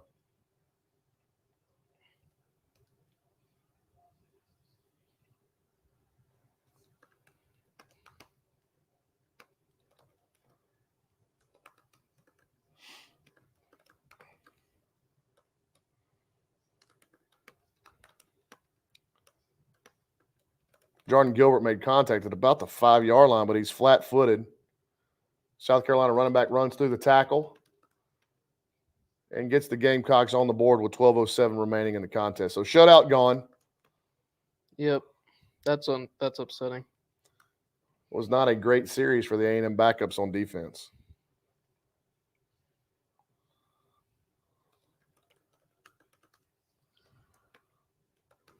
But the roughing the passer penalty did extend the drive. It's a young player, and Shamar is a very aggressive player, and you're glad it happens in a 44-0 game than a 14-7 game.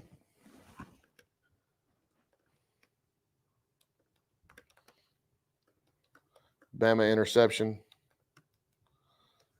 The penalties were on Shamar Turner and Leon on that fourth down.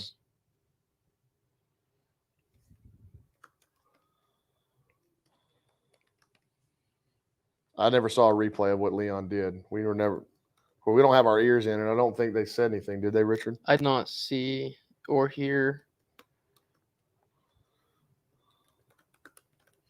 Yes, of course, the second-team players need to get better. That's why they're second-team players. For the most part, a lot of them will have plenty of time this offseason. A lot of them won't be forced into, hopefully, unless there's injury, extensive first-team roles. We've seen Eric Young play a lot with the first team. Shamar Turner, all those defensive linemen, they've rotated for the most of the year. You haven't just seen much of Fadil Diggs. That's be the guy that's played the least on that front.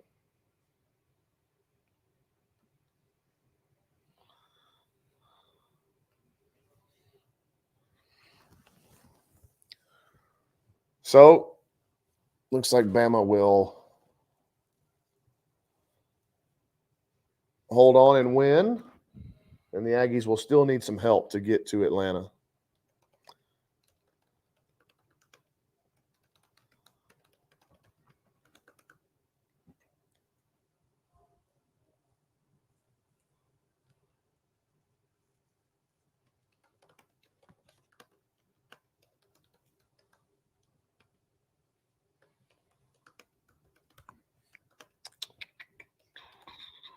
Is UTSA better than Texas and Texas Tech? Rankings would tell you so, but the answer is no. Yeah, I wouldn't pick UTSA to beat either of them. Hey, there's some highlights from the Kenny Trill game. The first ever game on this network, Right. Ronnie. Ed Pope, touchdown catch. Ricky Seals-Jones, touchdown catch. Jermaine Illuminor sighting. London. He's still playing in the league, isn't he? Yeah. Did the Patriots last year? Still the Patriots this year, Dalton? Is that true? Vegas, he said. I think that's what he said. Patriots or Vegas? I didn't know what he said. Vegas. Nathan Harvey said he got so drunk after the game. Yes, he did. Remember that? Yeah, he's Passed out in the bushes or in that tree. No, that was different. He had been arrested before that. And that's where that picture came from. Oh. Alan Hurd says, after today's action, do you think we went out? This A&M team could win out, but they could also lose to Ole Miss, LSU, and Auburn. Justin Korn said, Blake Boast has entered the game. Blake Boast has entered the chat.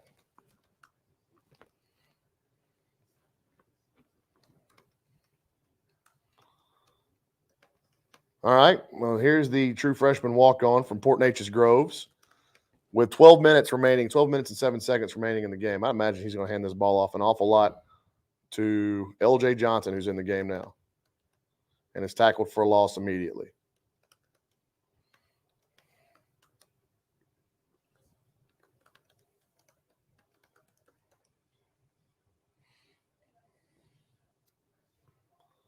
Well, maybe with that 2-yard loss on first down, 3-yard loss on first down, I mean, A&M's first negative running play in a while. See if they're going to let Bose throw the ball. Devin Price looks like in at receiver.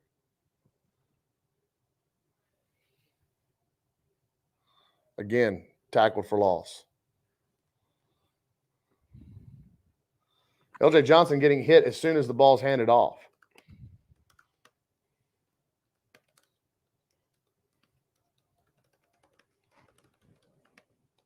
So 3rd and 16.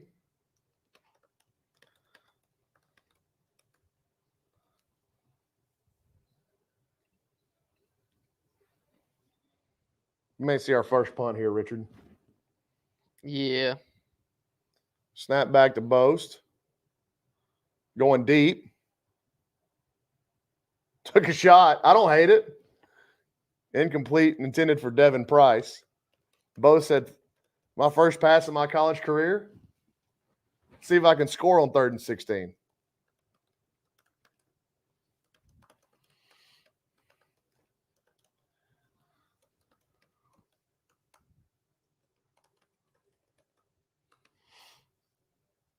We have an Australian sighting.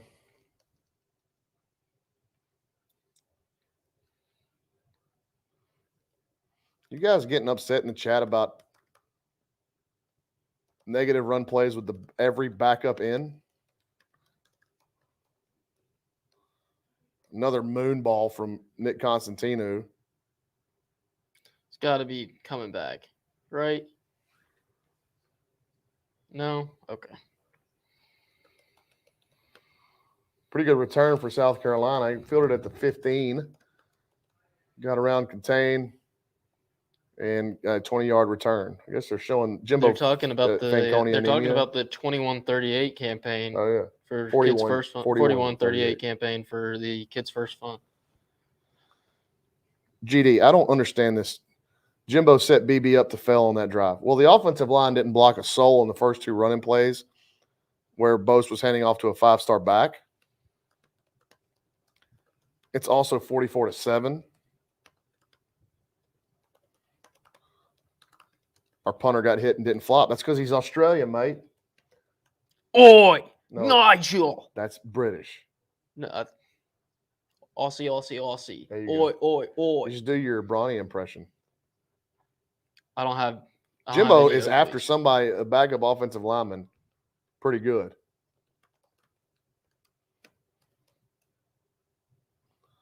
Don't stop coaching. Never stop coaching.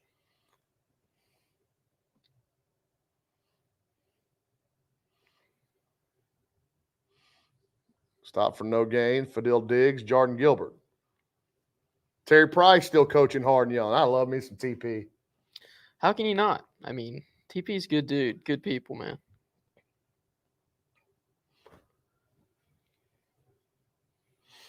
You would like to see A&M get off the field here. 3rd and 5 for Carolina at the 39, at their own 39. Like to see A&M see if they can get off the field here so you can get the offense moving a little bit. And, you know, you recruit all these guys like LJ Johnson. You want to see what they can do. See if they get an open field and flash some of that elite talent. Complete, and it's going to be a face mask. So the backup defense is going to have 45 yards worth of penalties in the last 2 drives. That's A&M's 4th 15-yard penalty of the night. They got Deuce Harmon there in the secondary, and he almost pulled his head off.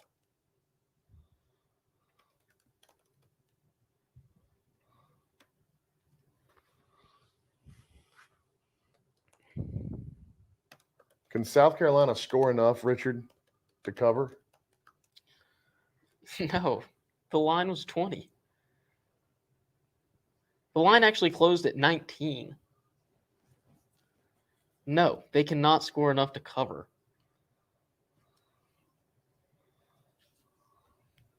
South Carolina going deep. Interception. There's your unsung hero. Whoa. The SEC network's messing up. Whoa. The SEC network just cut to.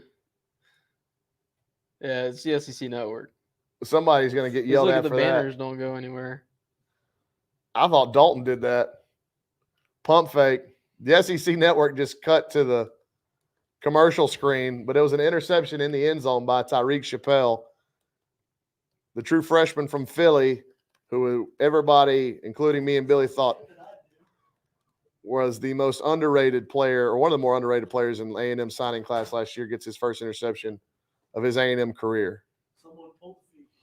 I guess the SEC network has their backups in as well. Hey, how are the Dodgers doing? They're down 4-1, Dalton. You know this. I didn't know. Yeah. Is Okay. it bottom of 6? It's the bottom of the 6. Yeah, dude. Eddie Rosario is a good baseball player. He plays outfield for the Atlanta Braves. Dalton, are you done tweeting?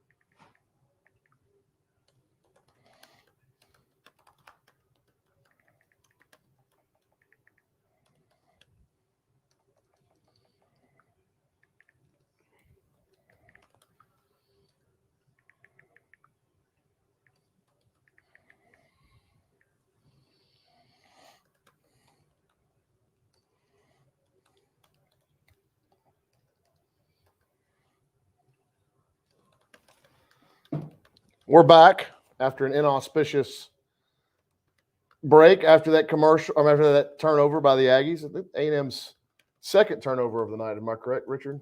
Yeah, their second takeaway. So even with the backups in, A&M still leads the total yardage by a laughable amount. Blake Bose went to my high school. That would be a Port Neches Grove Indian in the chat. Name the last Port Neches Grove Indian to play quarterback at Texas A&M. I'm not going to know that answer. Be one Dustin Long. Oh.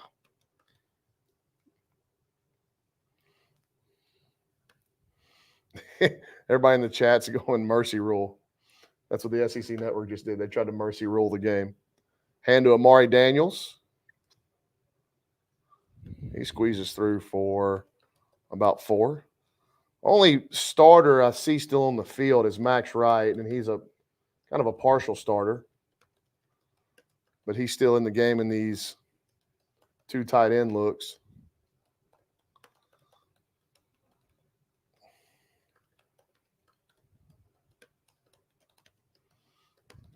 Stoppage of play for something here.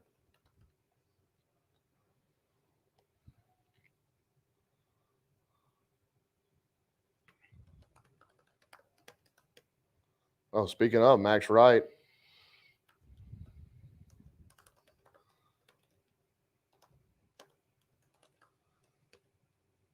Max Wright being helped off, walking off under his own power.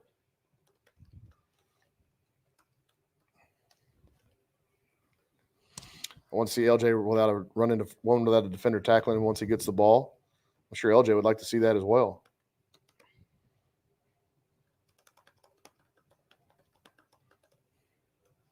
Second and 6 for the backup Aggies. So Trey Zune, Blake Traynor, Matthew Wyckoff, Aki Ogumbi, and Derek Connor in the backfield. Amari Daniels tackle for no gain.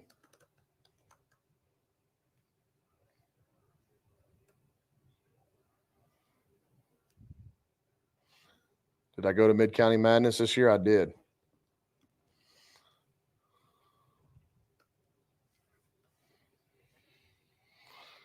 David Thompson says, good time for the bye week. Our guys will need it, and I agree. Yeah, and you've taken a lot of confidence into that bye week. You get Auburn at the other end. Bose drops back to pass, throws. Hey, out route attempted for Baylor Cup. Boast was a lefty. Yeah, I like that. Pass was undercut and deflected, so A&M will punt again.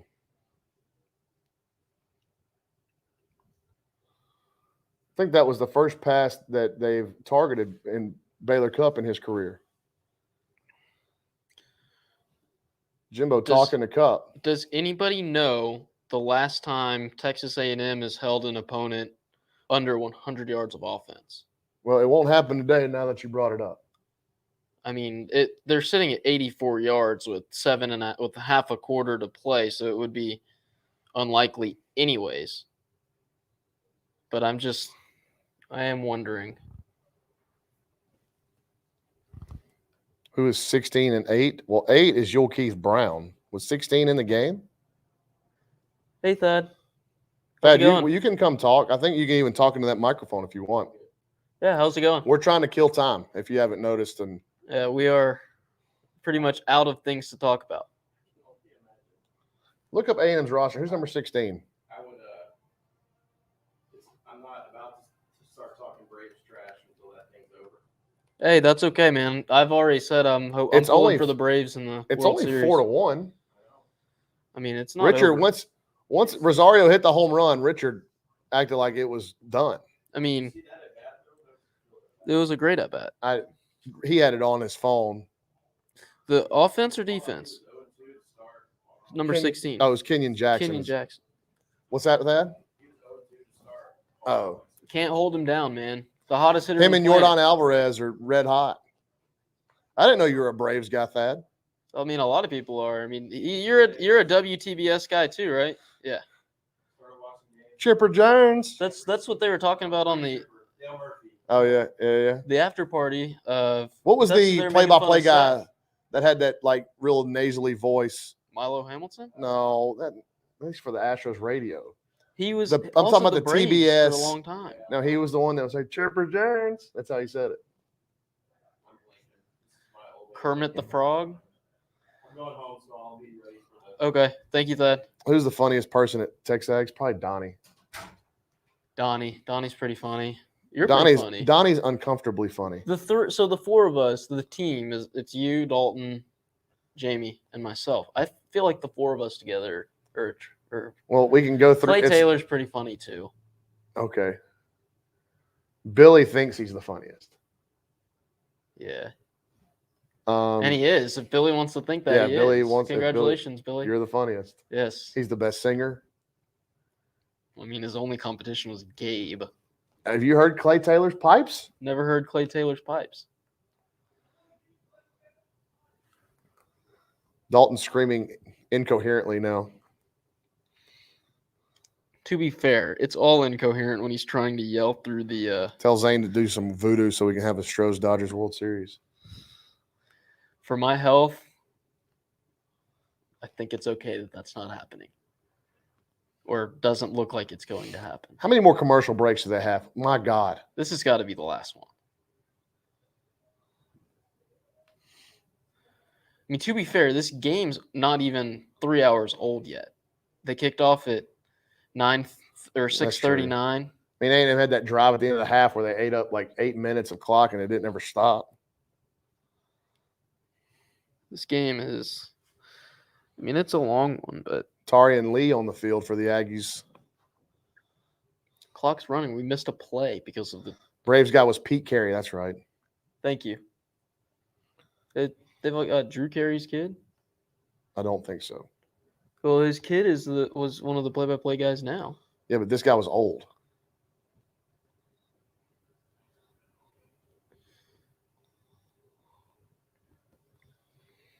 Man, I do not know much of the depth of the A&M defense. Who you wondering about here? All of them.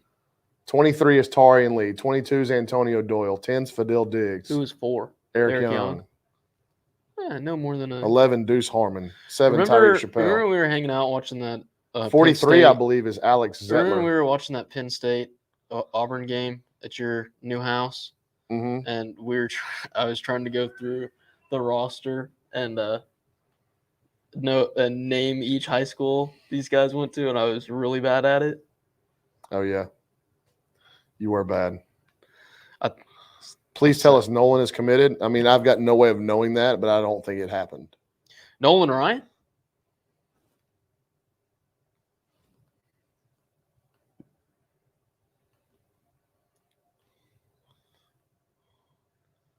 Oh. Uh-oh.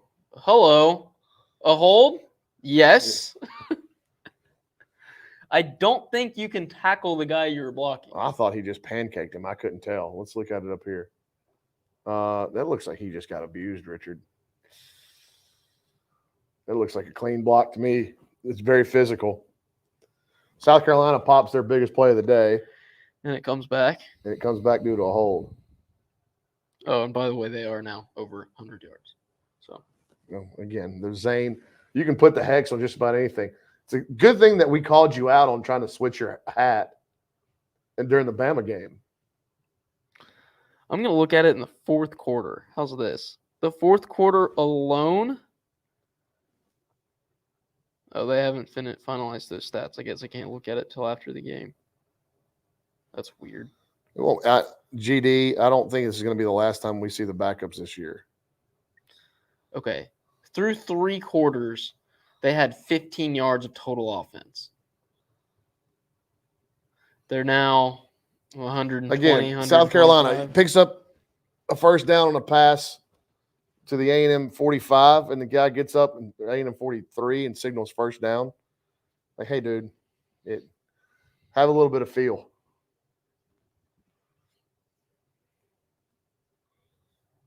That's an interception for Deuce Harmon.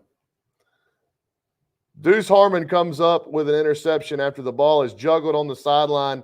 The South Carolina receiver essentially tips it to Deuce Harmon, who does a good job to corral it and keep his feet in bounds. The true freshman out of Denton Geyer. I know Jason Howell will love that. Jason Howell at TexAgs.com will love a Deuce Harmon interception.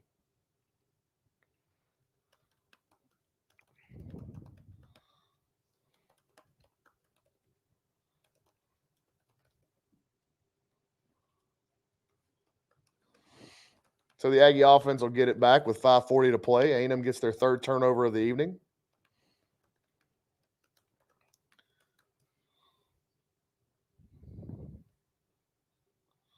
Blake Bose hands to, I can't tell who that is. So we have a Jordan Moko sighting, another Australian. A&M, probably the first time in their history they played 2 Australians at the same time, Zane. If you want to have that note. 2 Australians is that the have first played. time they've ever done that? I don't think Moko's played this year. Josh Bankhead in the game. But I'm saying historically. Probably right. But I don't feel comfortable reporting something that may or may not be true. Can't imagine there have been too many Aussies that have played football for Texas A&M. Oi, oi, oi, Dalton. Hey, who does Arsenal play this week? Don't know. They dominated Aston Villa yesterday. Oh, then they're done. I thought you were talking about next week. I meant this week, this weekend. They got Leeds on Tuesday. New right tackle as well. So the A&M down to some of their number 3s on the offensive line.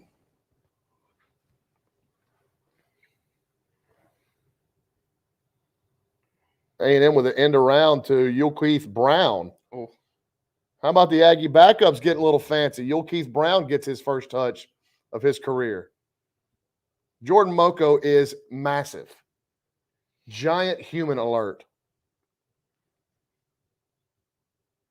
What? You're a giant human.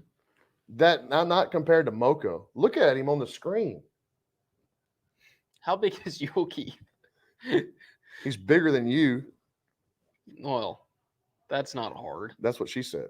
Whoa. Phrasing. LJ Johnson. There's Bottled up. as soon as he gets the ball, Smart Chibuzo in the game now. A&M playing a lot of folks. Dude, look, Moko, I can't get over how big this guy looks. And this is what we're into now, 56 minutes into this game. Oh, my God.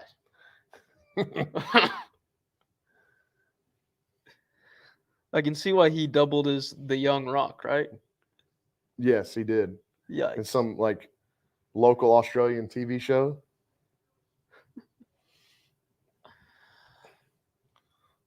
LJ Johnson again. There's a little room for him. There you get to see what he can do. Get downhill. Let me remind you that Jordan Moko can do pants on the ground, pants on the ground. Looking like a fool with your pants on the ground. Not all the way on the ground. They were. Remind you that Jordan Moko can do that deal where he jumps out of the pool onto the dry land. How heavy is he? That's ridiculous. It does. I mean, probably what 330. Just looking at him. Yikes.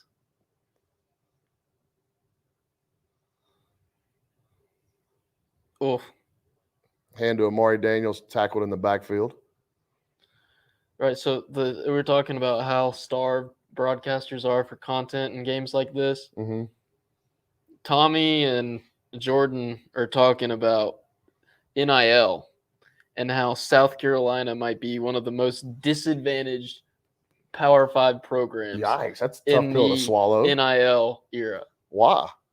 because of how lame Columbia, South Carolina is, and I've never been there, so A&M going to go That's for it basically on what they're 4th and saying, 3. This is going to be 1,000% a run.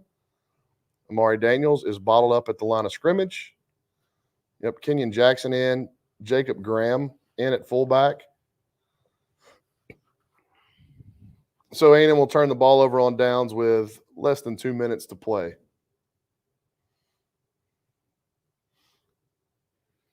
I'm hungry. What's for dinner? don't What ask are you me, gonna man. I already ate. I had some pizza rolls. So I don't know. I might have a bowl of cereal. And Luke, I get hungry. we're not going to break down the third string offensive line's performance. I'm not going to break down the first team's offensive line's performance because that's what I don't get paid to do. Well, What do I think of his performance? all right. Who you, Kurt Bavakwa? Dave Kingman. Hey, Make sure you this send kid when you play can run a South little Carolina. Make sure you send the limousine to the hotel To- the day of, to make sure they get to the stadium. If you don't know what we're referencing, go to YouTube, type in Tommy Lasorda, Kurt Bavakwa. I'll get you a spelling on Bavacqua. I got we it. can help It's you. Bevacqua. This number 11 for South Carolina is pretty quick. Yes, Bevacqua. Bavacqua. And make sure the impressionable ears of Yeah. young children Don't are have your not kids in the around room. you.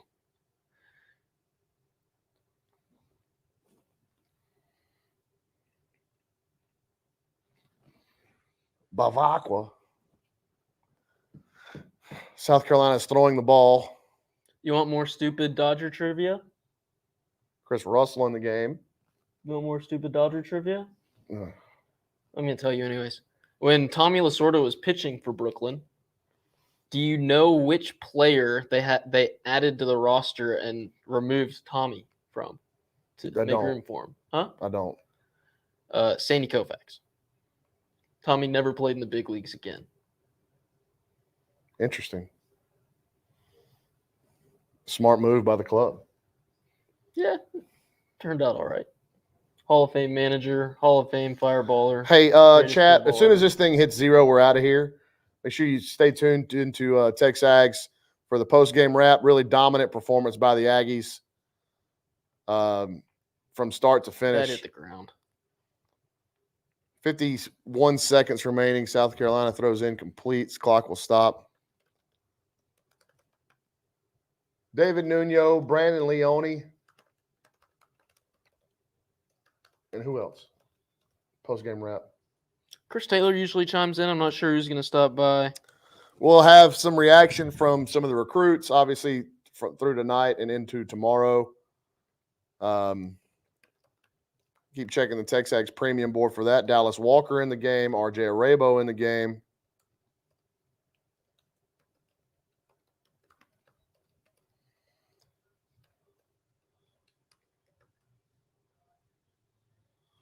Peter Burns praising the backup quarterback for South Carolina's poise and ability to move them down the field in Not Peter Burns. Tommy Hart. I get them confused quite a bit. They're basically interchangeable. This Zaquandre White kid is quick. I mean, he's been in the game the entire night. So South Carolina is going to call this timeout for sure, huh? Yep. 26 ticks left. Bye week next week. I'll Yep. be right back here. What are you doing for the bye week? I'll be out covering high school football, I'm sure, Thursday, Friday, and Saturday.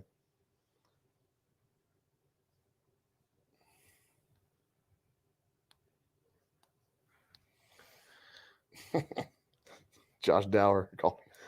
He's Man, ups- we haven't even talked about it. The Bonham Trophy, the coveted Bonham Trophy, is going to stay put. in the Alamo. Yeah, where it hasn't moved for 8 years. Where does it, I mean, what is the site for that thing when South Carolina wins this game? They take it out once a year and put it in the Capitol Rotunda in Austin. They do. I'm not asking about photo ops Texas. with it. I'm talking about. So what I'm saying is when they move it to South Carolina, it would probably stay in the State House for a week or maybe the entire year, considering nobody's ever seen it in that state. South Carolina's they got 2 more timeouts. They can kill this off if they don't score. This is pathetic. Well, that could be an issue. Might as well just take it at this point. That's going to have to be grounding. It's a bad snap. Oh my goodness. They threw the ball into the stands, and somebody, A core woman caught core it. lady caught it. Is that not grounding? You have to give the football back, ma'am. No, you don't. Keep it forever.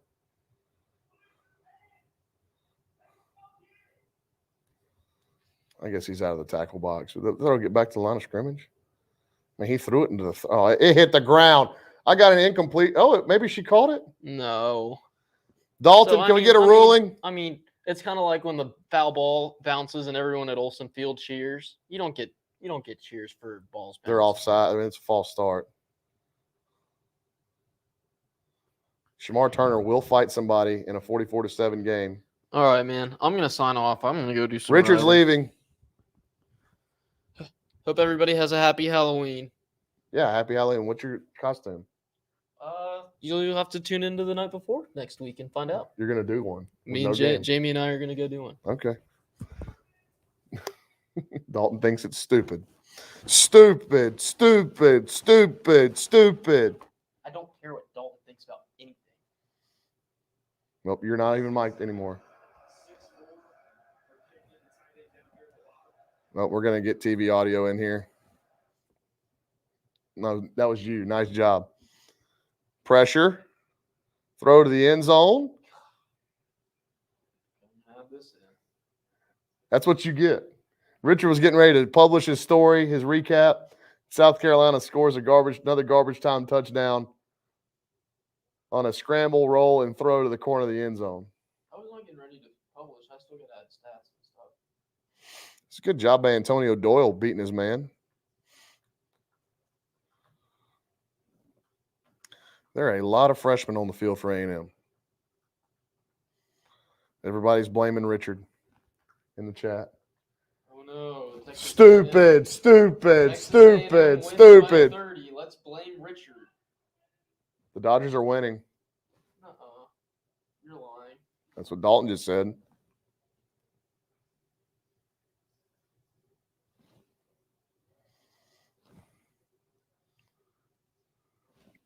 It is 4-2, and they're second and third. Can I see it? Can I see the? I don't know. Do you have the? That would mean Albert Pujols up. Does that mean he just hit a home run? Is Dalton? Dalton, I think fine. Is he fibbing? Are you fibbing, Dalton? He is fibbing. 4-2, top of 7. Okay. But I do have to add that in. Oh, congratulations to South Carolina for scoring 14 unanswered. Cool. Is Shane Beamer about to onside this?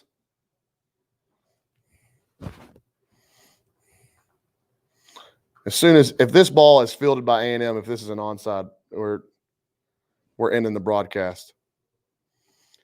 Yep, thanks for hanging out, fellas. Appreciate y'all and ladies. See you in a couple of weeks. The Aggies have a big one now at home against the Auburn Tigers. Yep, deep kickoff. We're signing out. Thanks, guys. A lot of fun as always.